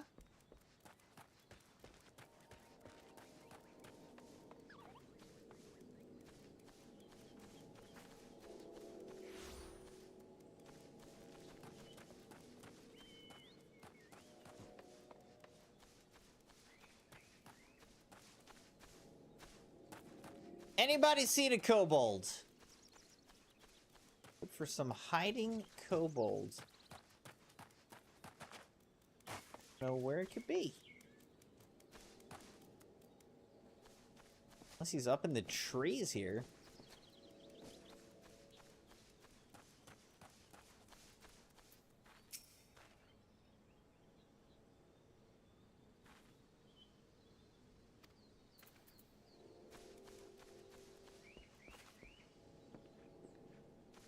Seriously, where is this thing? I don't know.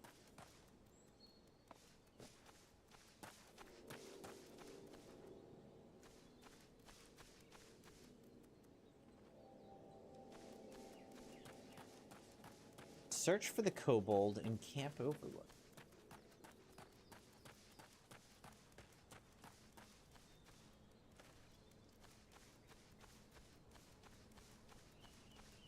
Ah, it's over here. Oh, you ran away.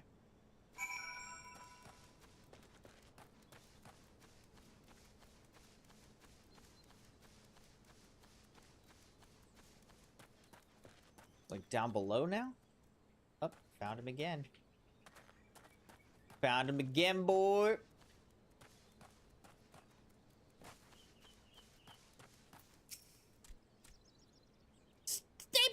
Away, far back! Oh, I'm not, it's no use, pointless, hopeless, no use!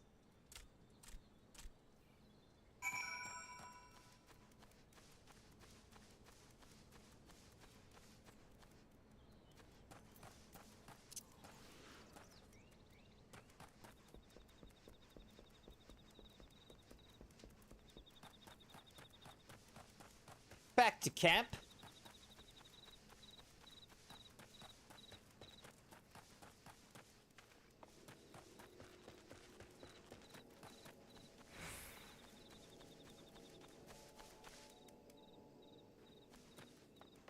You go up there?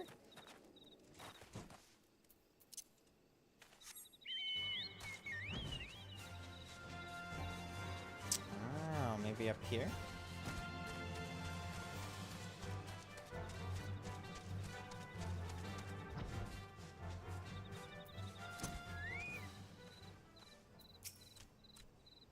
Please, don't hurt me! I only wish to talk. Yes, just talk. Thing's just gonna keep on running, dude.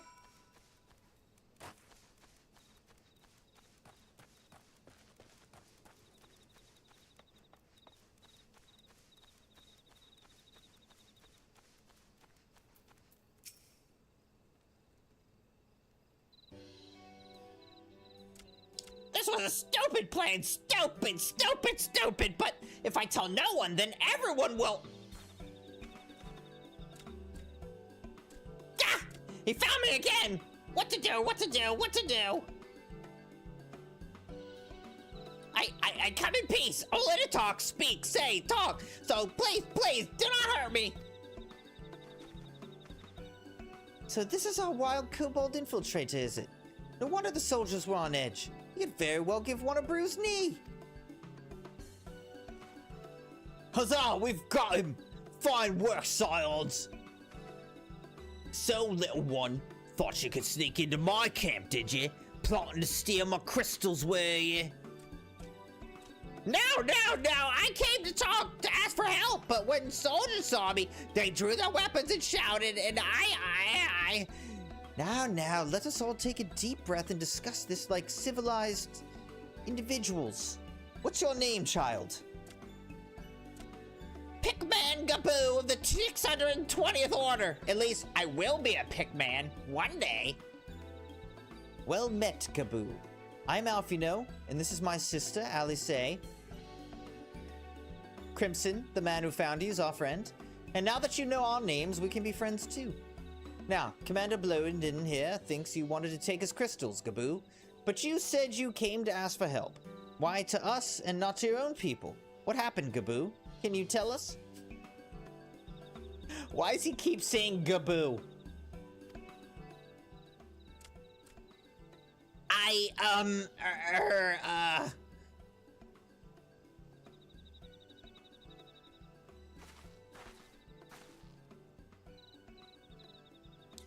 No one's going to hurt you, all right?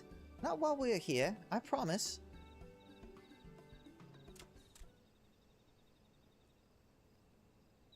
The Patriarch, the Patriarch's gonna summon the Great Father again, and you have to stop him! Beat him! Fight him! Stop him!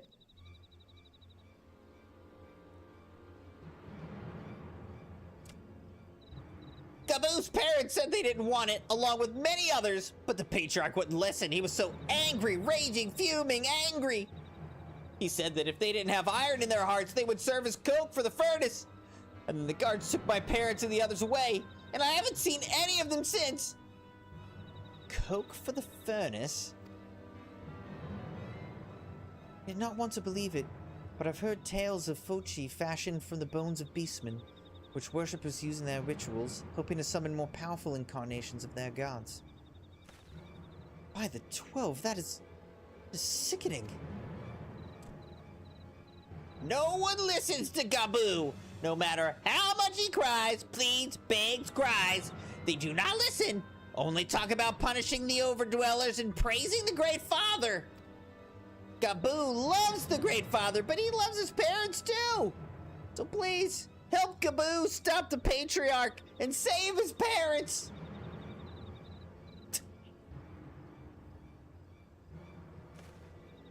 Should we help Gaboo, Crimson Knights? Commander, advise Maelstrom Command that Titan summoning is imminent. Should the worst come to worst, we will require their support. Time being of the essence, we three will attempt to infiltrate the Kobold stronghold, secure their crystals, and free the prisoners. Well, if you're sure, forgive me if I don't seem optimistic. We'll make ready just in case.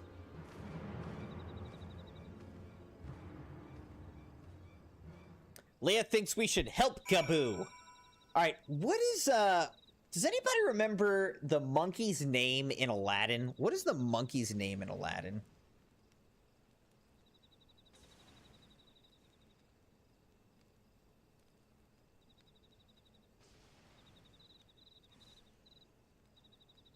Abu. Abu. This is Gaboo, and the monkey's name in Aladdin is Abu. Abu.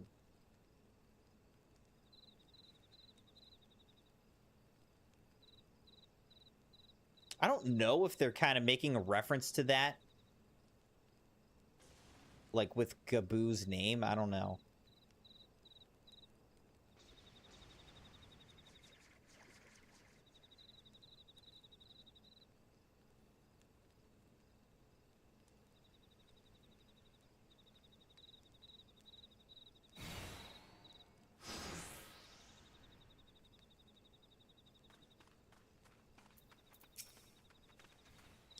I have faith that we may yet stop the ritual. We would surely have detected the associated etheric disturbance had Titan manifested already. But I cannot speak for the prisoners. 12 have mercy, that they would even contemplate sacrificing their own flesh and blood. Brothers and sisters, mothers and fathers. Time's of the essence. We must see what else Gaboo knows and formulate a plan without further delay.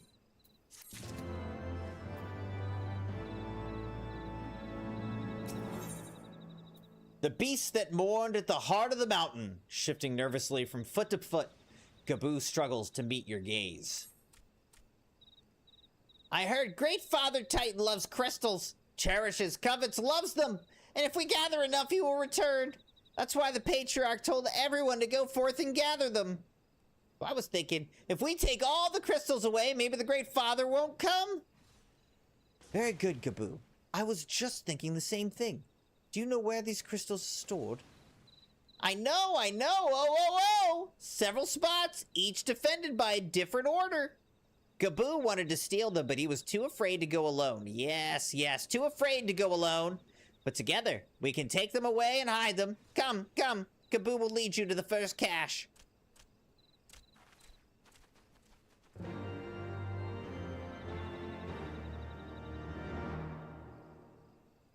Where the heck did Gaboo go? Alright, he just went around the corner. Alright. No problem. Where'd Gaboo go?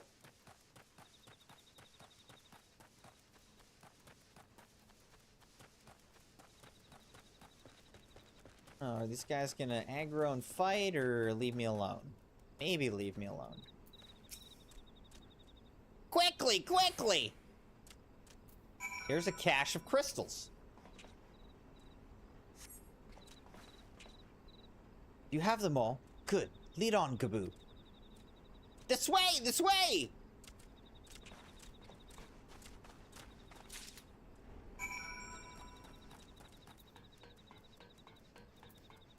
We follow Gaboo.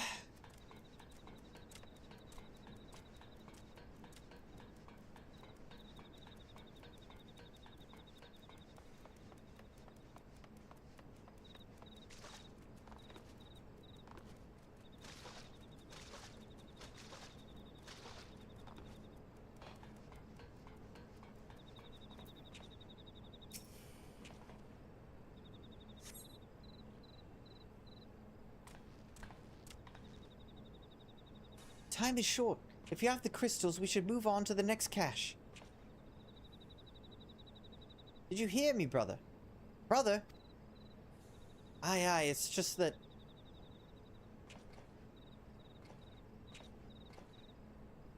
I'm quite certain that crate once bore Guardian seals. Someone took great pains to remove all traces, but enough remains to make out the pattern. See for yourself. I struggle to imagine kobolds traveling to Querthus to obtain crystals, much less bothering to conceal their origins. I suspect these crystals were smuggled into Vilbrand by another party, most likely a pawn of the Ascians, as Thancred speculated. I don't understand! Who are the Ascians? Do they worship Great Father Titan too? Never you mind about that. As Alice said, we do not have a lot of time. Can you lead us to the next cache, Gaboo? Yes, of course. Gaboo knows the way. This next one's the last and is very large, very big, very huge, very large.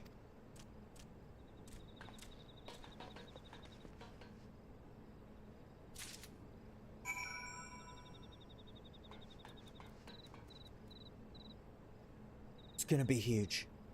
It's gonna be huge. Very large. Huge. It's gonna be huge. Very large. Huge. It's gonna be huge.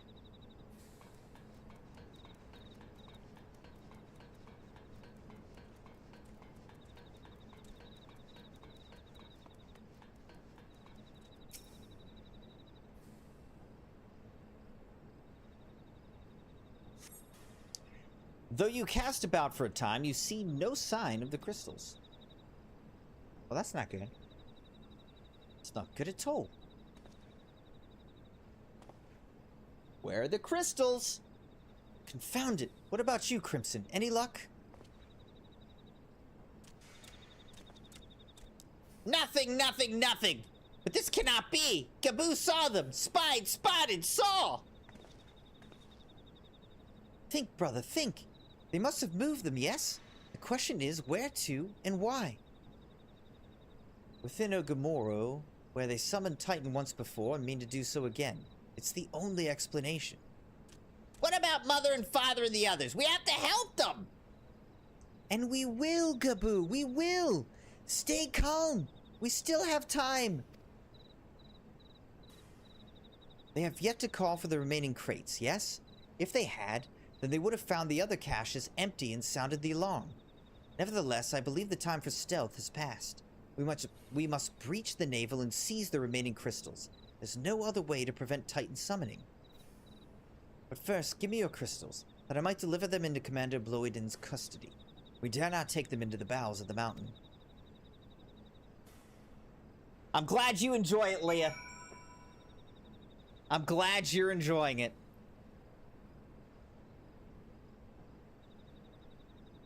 This game's kind of funny, honestly. A lot of funny things in this game. The crystals, Crimson, if you would be so kind. Cache of crystals. A large quantity of crystals intended for Titan summoning.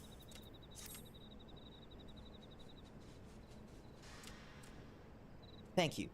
I shall deliver them to Camp Overlook for safekeeping and brief Commander Bloiden on the situation. Pray go on ahead. As I recall, there's an aetherite within the Ugumaro mines that should deliver you to the navel. Gaboo doubtless knows the way. Wait for me there. I shall rejoin you anon. Strange. I would have thought you eager to remain in the thick of the action. But if this is what you prefer, then Godspeed, brother. This way, this way!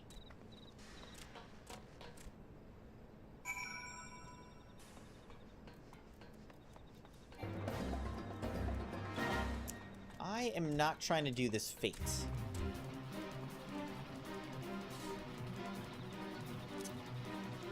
Let's keep it moving. Into the belly of the beast.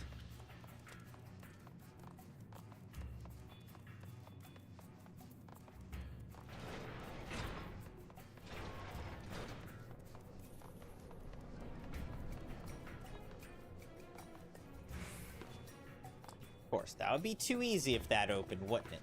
Wait, what's going on here? Okay, there we go. Gotta take the long way around.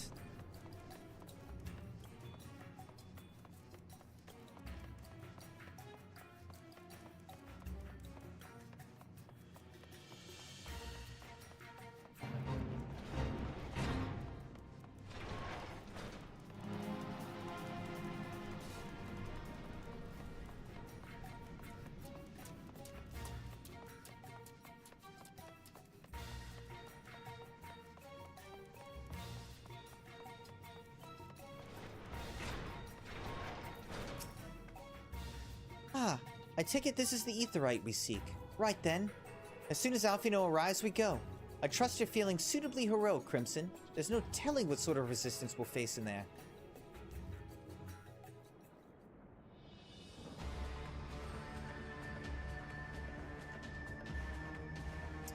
Here we go, Crimson Knights.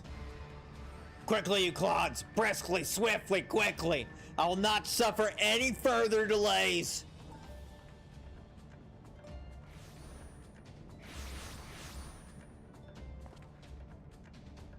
Lay down your arms and surrender. We have your crystals. There will be no summoning this day. Overdwellers? Here? But how did you... Where are my parents, Patriarch? Where are they?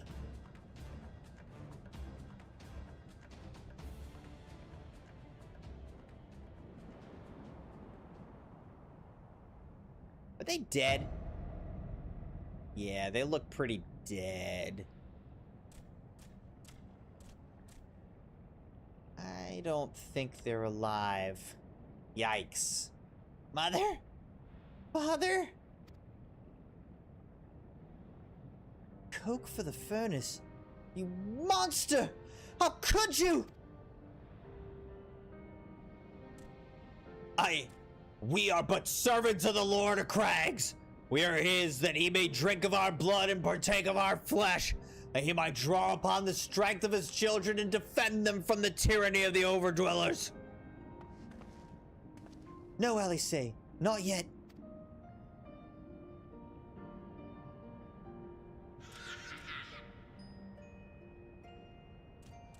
I understand, Patriarch, I do. Your fear, your anger, your hate. You would do anything to protect your people, anything to deliver them from despair, whatever it takes to ensure that those who threaten you can never do so again. But in your single-minded pursuit of this objective, you've brought suffering on your own kith and kin. You've sacrificed the lives of the very people you sought to protect. But it need not be this way, Patriarch. Renounce this bloody course. Cease your attempts to summon your god and work with us, together, to build a lasting peace. I don't think this is gonna work. Another peace to be abandoned at the Overdweller's convenience. Oath breakers, all of you. Liars, betrayers, oath breakers. You take and you take and you take, and when you've had your fill, you sue for peace. You promise that this time's the last, until you grow hungry again. When we dare to defend ourselves, you declare that this beast tribe cannot be suffered to live? That our god drains the land of ether and brings naught but suffering, death, destruction, and suffering upon us all? I will hear no more lies from you and yours, Overdweller. You've ruined your own lands. You'll not ruin ours.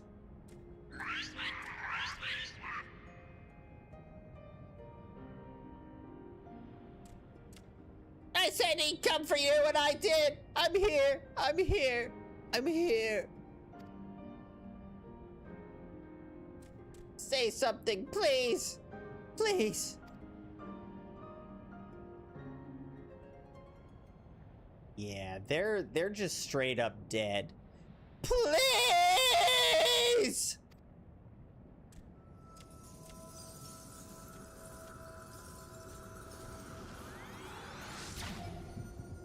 What is happening?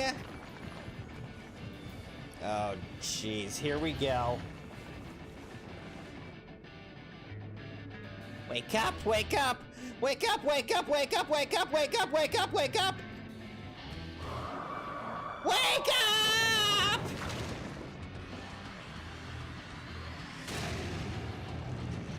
Okay, the primal's been summoned.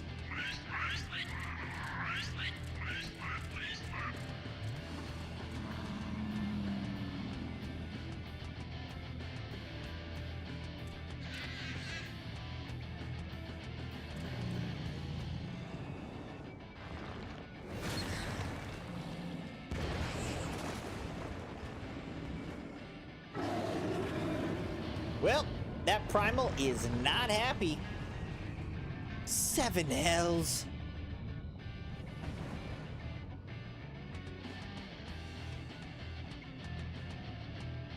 I'm here. I'm here. I'm here.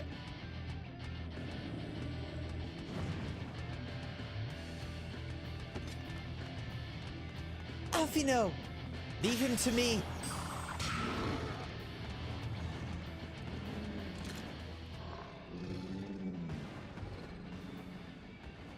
We must away.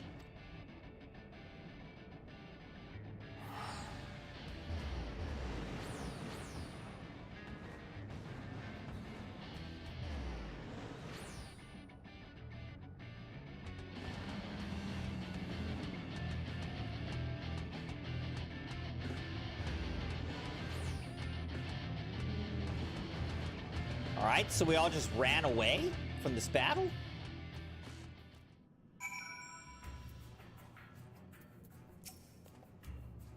By the 12, how could I be so foolish? I should have known better than to let Gabu accompany us, given what we were like to find.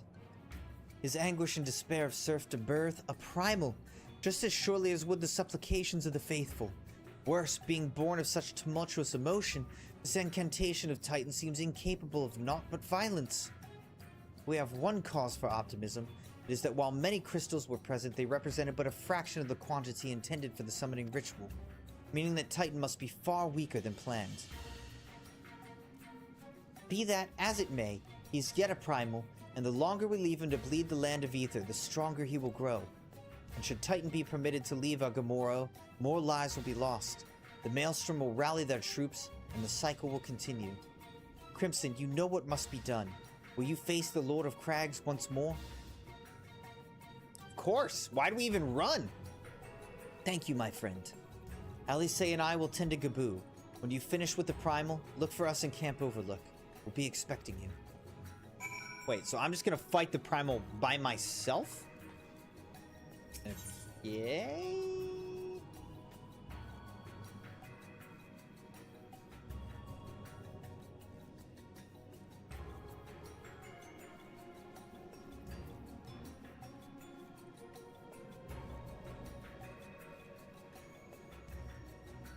Confront Titan in the naval hard.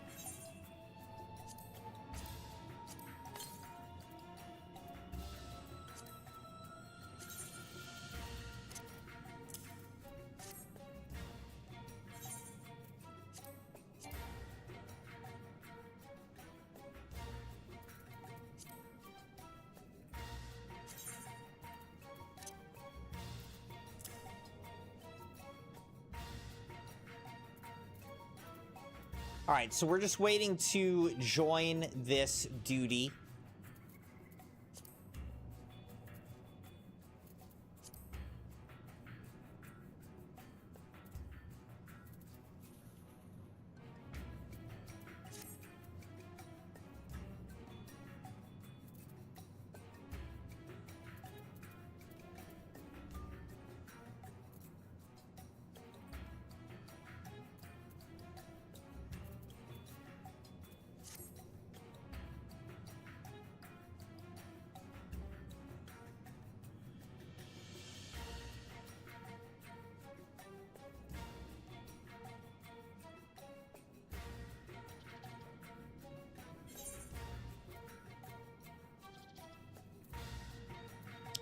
Primal Nature is level 50. Draw level 50 quests.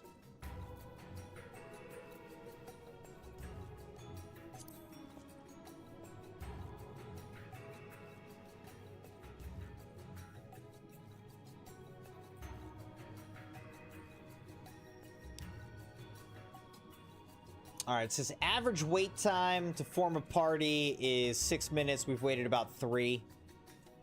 So hopefully just a couple more minutes of wait time to get partied up.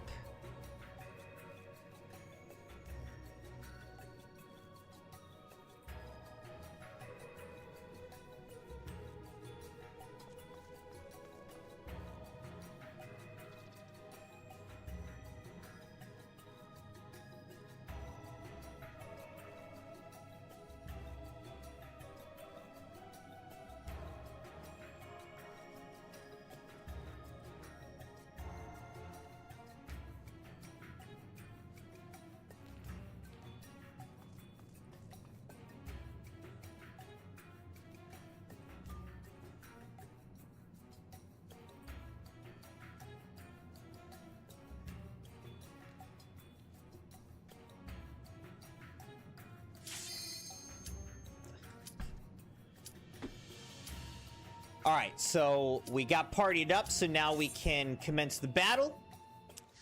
We're partied up with real people, so it finds real people for us to be in a party and fight with. I feel like this is going to be a pretty quick battle, though. I don't think this is going to take a long time. Could be wrong, but...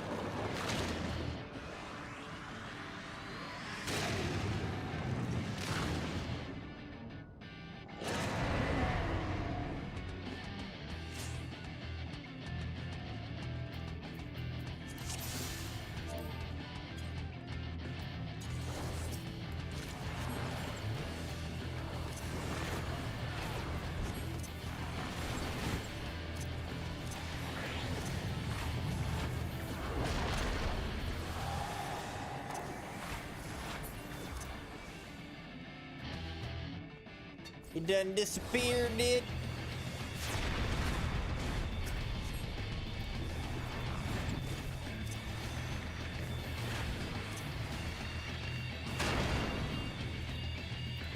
That hurt.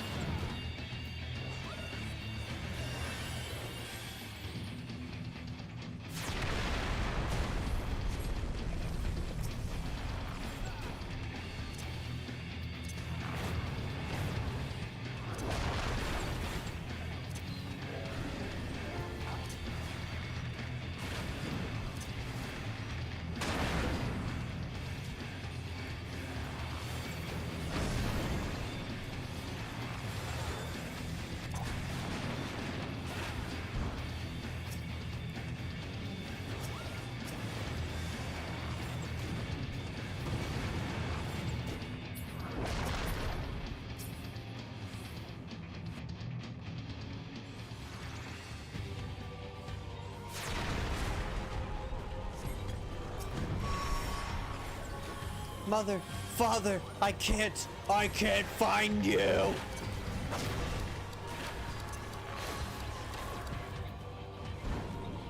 Oh shoot, I just got turned into a freaking rock. Oopsies.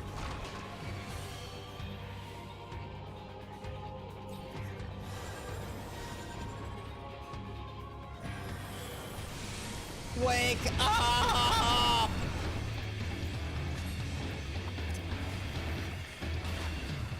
Why? This poor Titan's in so much pain.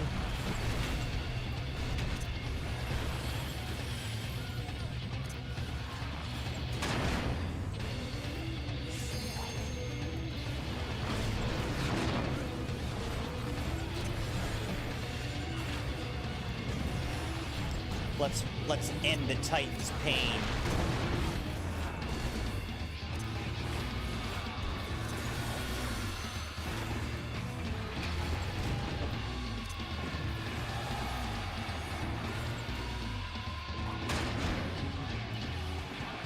Uh-oh.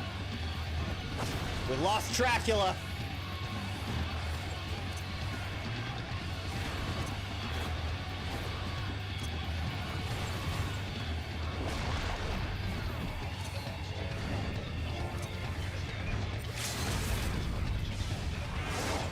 Dracula's back. Don't worry.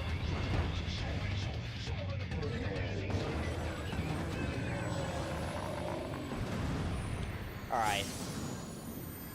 And that's it. We defeated him. Bum, bum, ba-dum! I'll thank our Dragoon.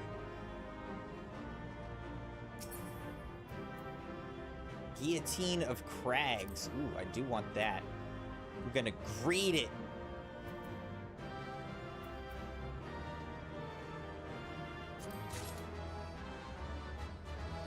I got it. Boom. Let's get out of here. We did it, Crimson Knights. Boom. All right, so speak with Alfino and Camp Overlook. All right, so we just got to go back here. And so we shall. And so we shall.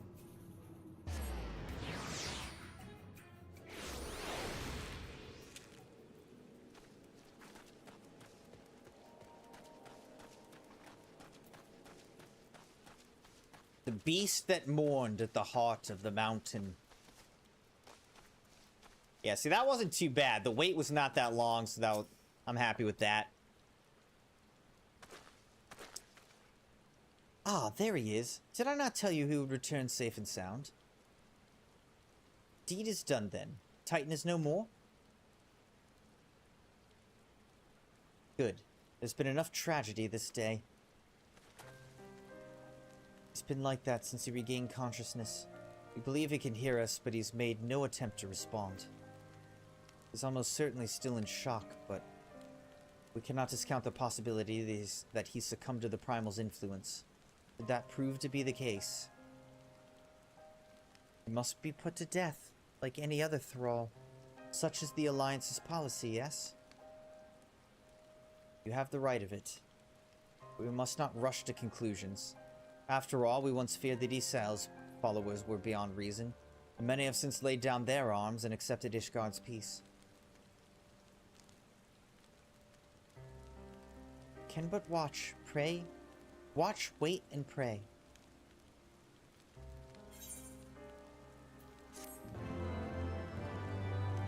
Well, hopefully we don't have to execute him, because then the whole family would be killed. That would be quite sad. Beneath a star-filled sky, Alfino would rather not worry about what may or may not come to pass.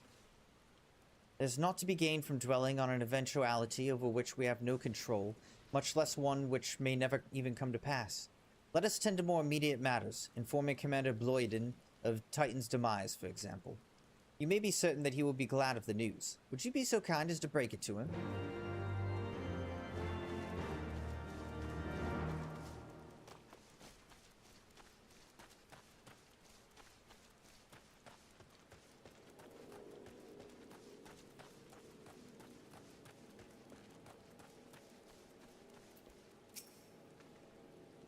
Ah, you're a sight for sore eyes. When the others came back with you, I feared the worst, but they said you had matters well in hand. All settled then, is it?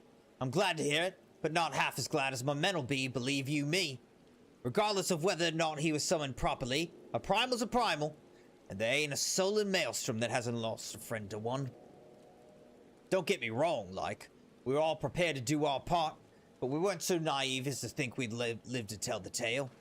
Thankfully, of course, didn't come to that, which, my friend, sounds to me like cause for celebration. Now, I know you lot have places to be, but why not stay the night? We'd be honored to raise a glass to the triumphant return of Titan's Bane.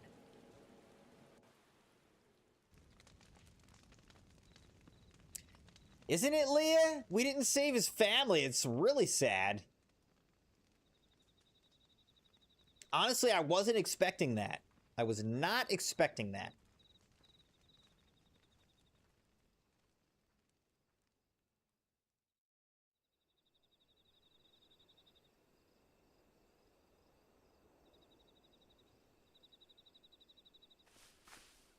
Who goes there?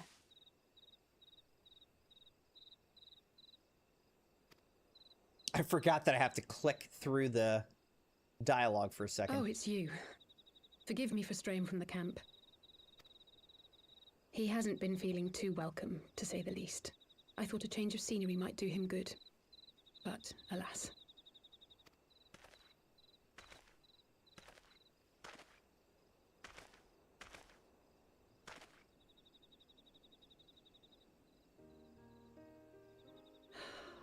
So quiet out here. The stars spread out before us, beckoning across time and space. Dawn may banish even the darkest night. How bitterly beautiful, those words. I should be stronger for all my experiences. Yet my heart aches more than ever.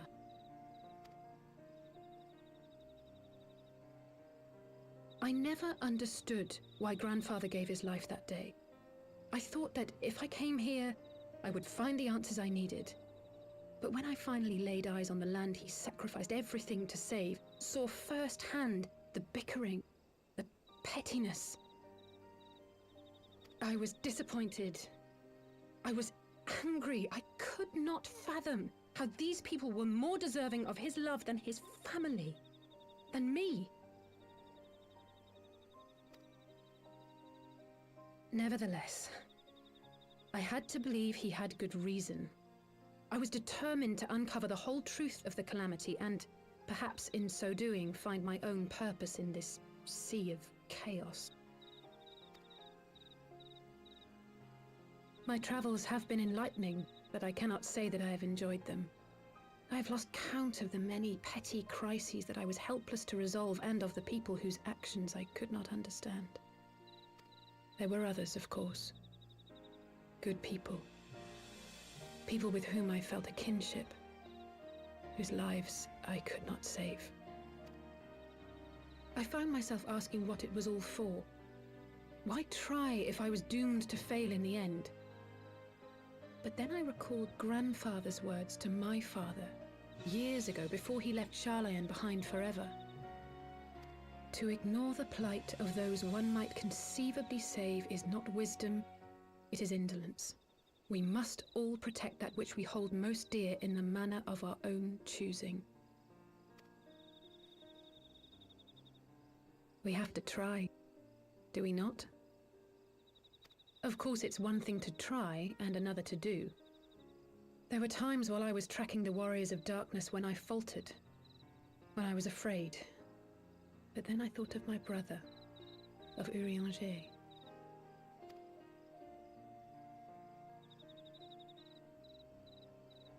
Oh, pray forgive me.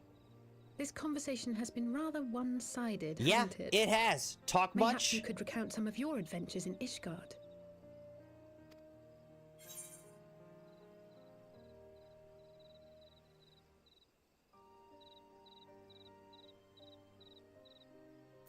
I traveled far and wide with two companions, Estinian and Nisael, who were very...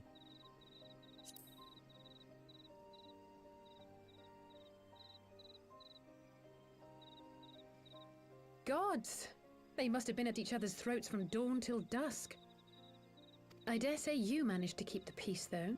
Merely being in the presence of the Warrior of Light is surely enough to shame anyone into behaving.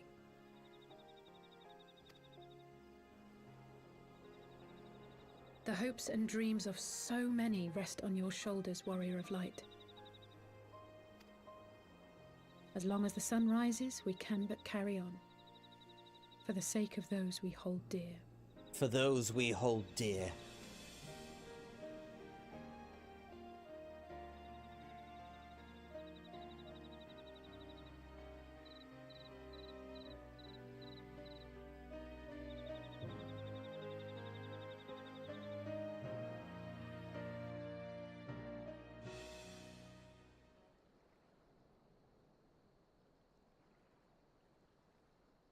The Warriors of Darkness looking up at the same stars.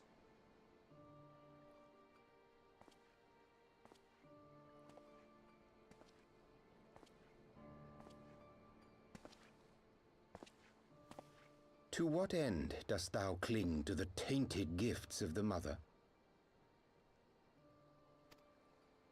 Every tool has its purpose. Even this.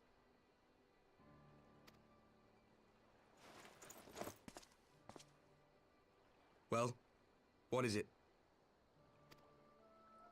The seeds sown in Vilbrand have been plucked from the earth and left to wither.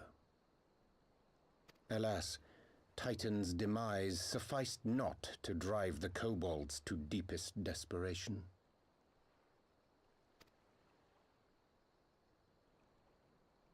What did the man in white have to say?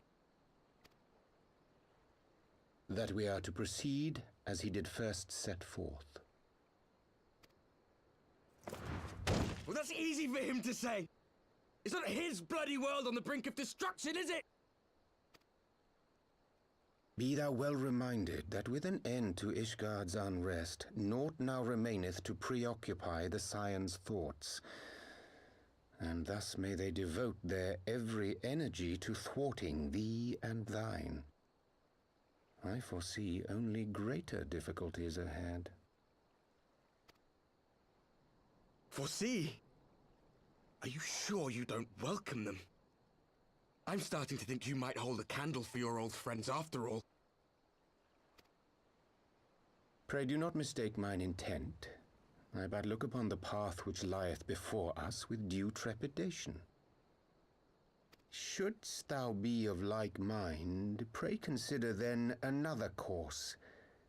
For the power to invoke the ardor belongeth not unto the Ascians alone.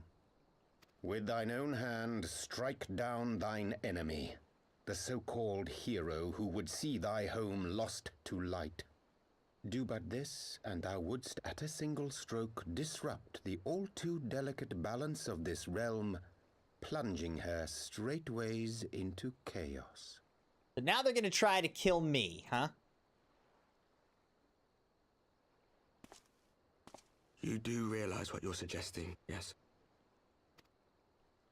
To ignore the plight of those one might conceivably save is not wisdom, it is indolence. The words of my teacher, and a creed I hold close to my heart. So that would mean what? His teacher was Alice and Alfino's father?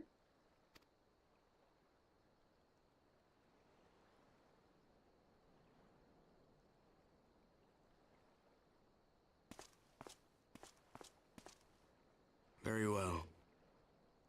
Draw him out. We'll make it quick. It shall be done.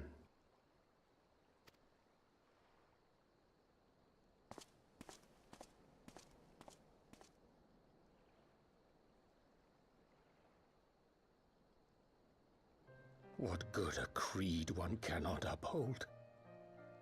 What hurts soothed? What lives saved? Oh, hapless fool, what hast thou wrought by thine own hands? Minfilia, my friends, I shall not now beg your forgiveness. Full deeply though it paineth me to walk it, I shall not stray from my chosen path. As Moonbreeder remains steadfast, so too shall I.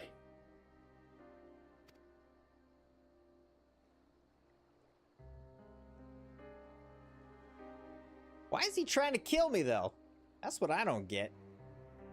What's this dude's deal?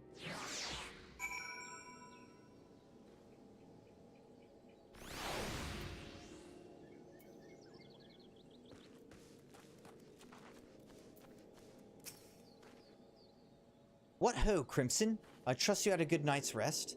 I was but this moment speaking with Thancred and Ishtola via Link Pearl. They had some interesting news to share. Apparently, during the course of their respective investigations, both came across crates which had once borne Ishgardian seals. It would seem that someone in the capital has been very busy indeed. Accordingly, the Temple Knights have launched a full-scale investigation. Sir Emmerich believes that it is only a matter of time before the culprits are found. We shall have to wait and see. In the meantime, it seems only prudent to look into the recent activities of the other tribes, in case they too are flush with Ishgardian crystals. With that in mind, I suggest we pay Urianger another... Wait, where's Alice? He was here a moment ago with Gaboo.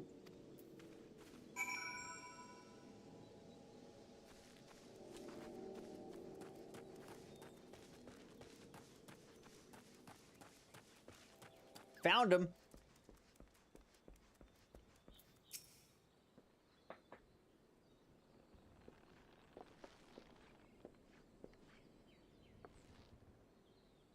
Let me guess. It's time to leave, isn't it? My apologies for disappearing again. If it's any consolation, I've already packed my things. How is he?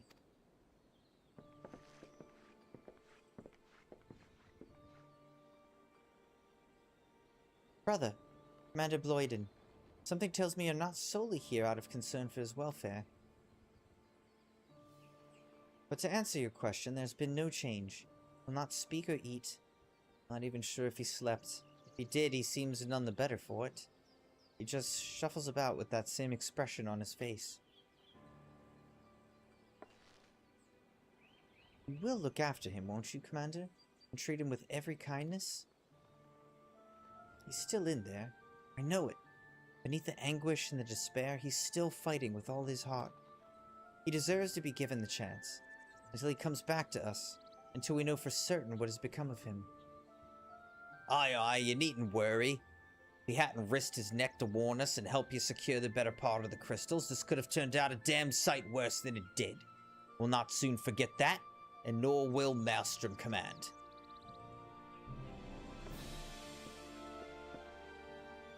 I'm so sorry, Gaboo. I truly am. You should never have been made to... And I know I cannot possibly understand. Perhaps there's nothing I can do or say. Pain, the anger, the helplessness. Hold fast to memories of better times. Remember them as they were. And when it hurts so much your heart feels fit to burst, let it burst. Let it burst and fill up again with your love for them. And never, ever forget. Come along, little one. I will remember them. And you, Alice. Thank you.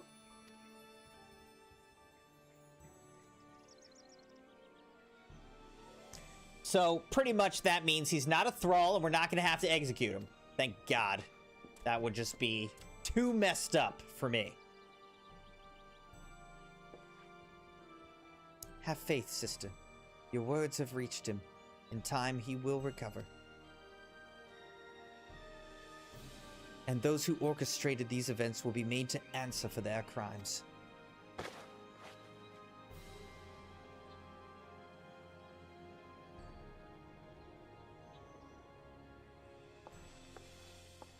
A thousand times over, there will be a reckoning.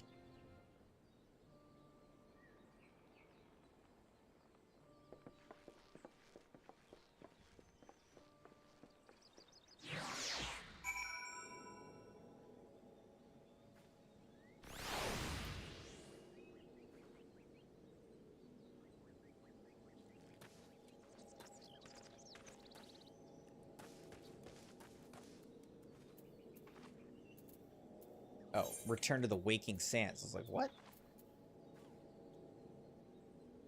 I gotta go back to the Waking Sands.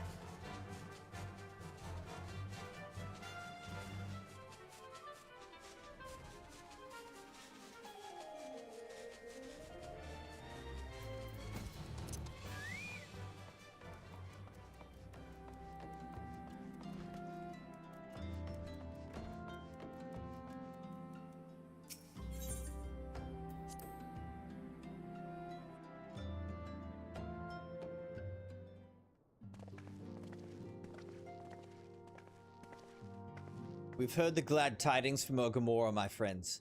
By the grace of the 12 and your most valiant efforts, the people of Limsa Lominsa may rest easy. I should like to think so, yes. Though we failed to prevent the Lord of Crags from manifesting, we did succeed in weakening him, enabling our friend to dispatch him before the Warriors of Darkness could make matters worse. It was by no means an unmitigated success, but it will have to suffice. Let us speak of another matter, one which weigheth heavy on my lady's mind. As thou didst request, I sought out the Garen oracles, that we might better understand the aims of the Warriors of Darkness. Though their copious use of allegory defieth any single interpretation, the oracles paint a most disturbing picture, one of worlds parallel to our own, apart yet linked, reduced to ruin with every umbral calamity. 7 times have they succeeded. Then of 10 and 3, only 6 worlds remain. Aye, all is as my lady Minfilia spake unto thee. As for what becometh of these reflections when they and their source are rejoined? Frail flesh undone in umbral fires, each soul surrendereth to a call, to flow under the endless sea, there to endure as one and none. Then if the Warriors of Darkness succeed, everyone in their world will die? In essence, aye. The verse speaketh of the renunciation of the flesh, and subsequent return to the life stream. However, this fate may yet be preferable to the alternative, for if the first were to fall to transcendent light in the manner of the Warriors of Darkness described, it would give way unto a void wherein none may know either life or death. Far better to die, they reason, for in death there is life. The essence of a soul which returneth unto the source may be born anew, saved. Such, at least, is their belief, I surmise.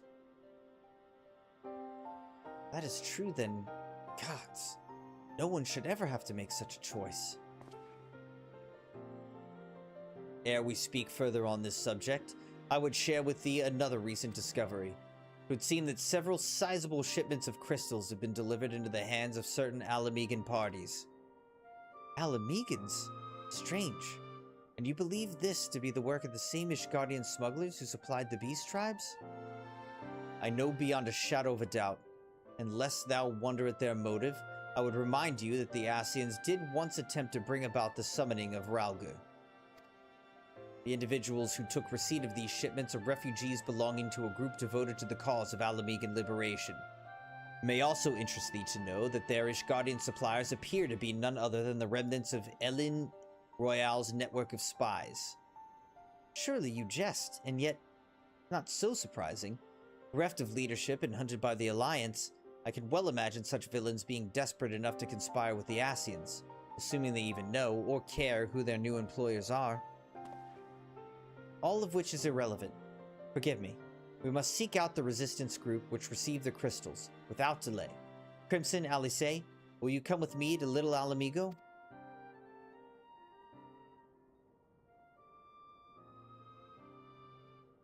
Yes, of course. I should like to hear what they have to say for themselves, firsthand. May you ever walk in the light of the crystal. She is very much skeptical of Urianger.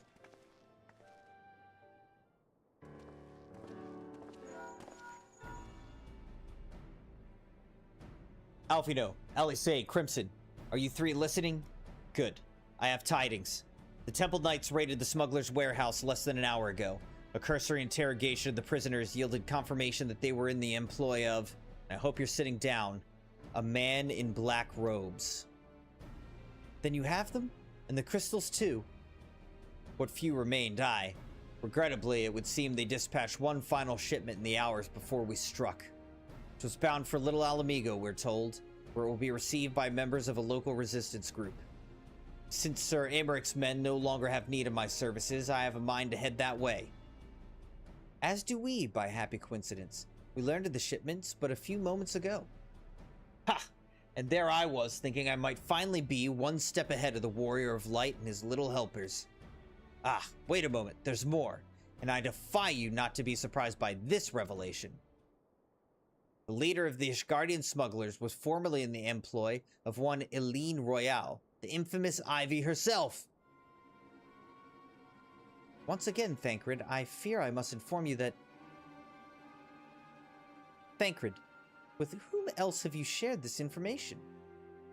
About the smugglers? No one. As I think I mentioned, the raid was less than an hour ago.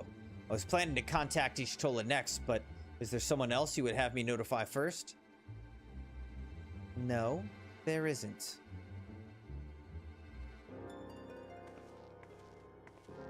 She's figuring it out.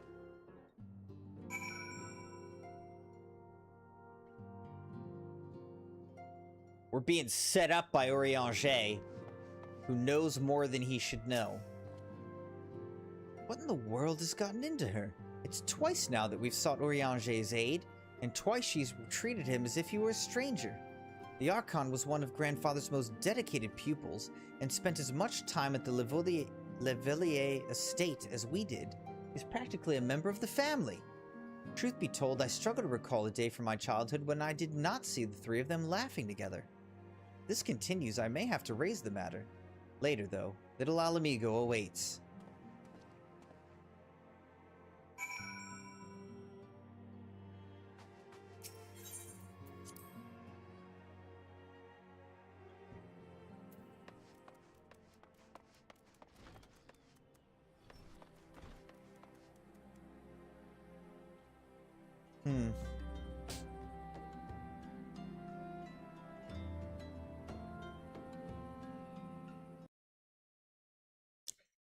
All right, Crimson Knights.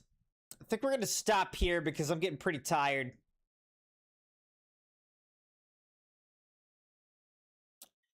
But definitely very interesting story. I'm enjoying this a lot. It's going to be interesting to see what the next expansion is like once we get to it, Stormblood. But we are slowly but surely wrapping up the post-Heavenwards patches and expansion. So I'm planning to be back on Wednesday night as usual, and we'll pick up right where we left off, continue with the main story here in Final Fantasy XIV. Have a good one until then, Crimson Knights. Appreciate you. Leah, Maddie, thank you so much for hanging out tonight. Hope you guys enjoyed the stream. Have a good night, sleep well, and I'll see you again on Wednesday. Bye, Crimson Knights.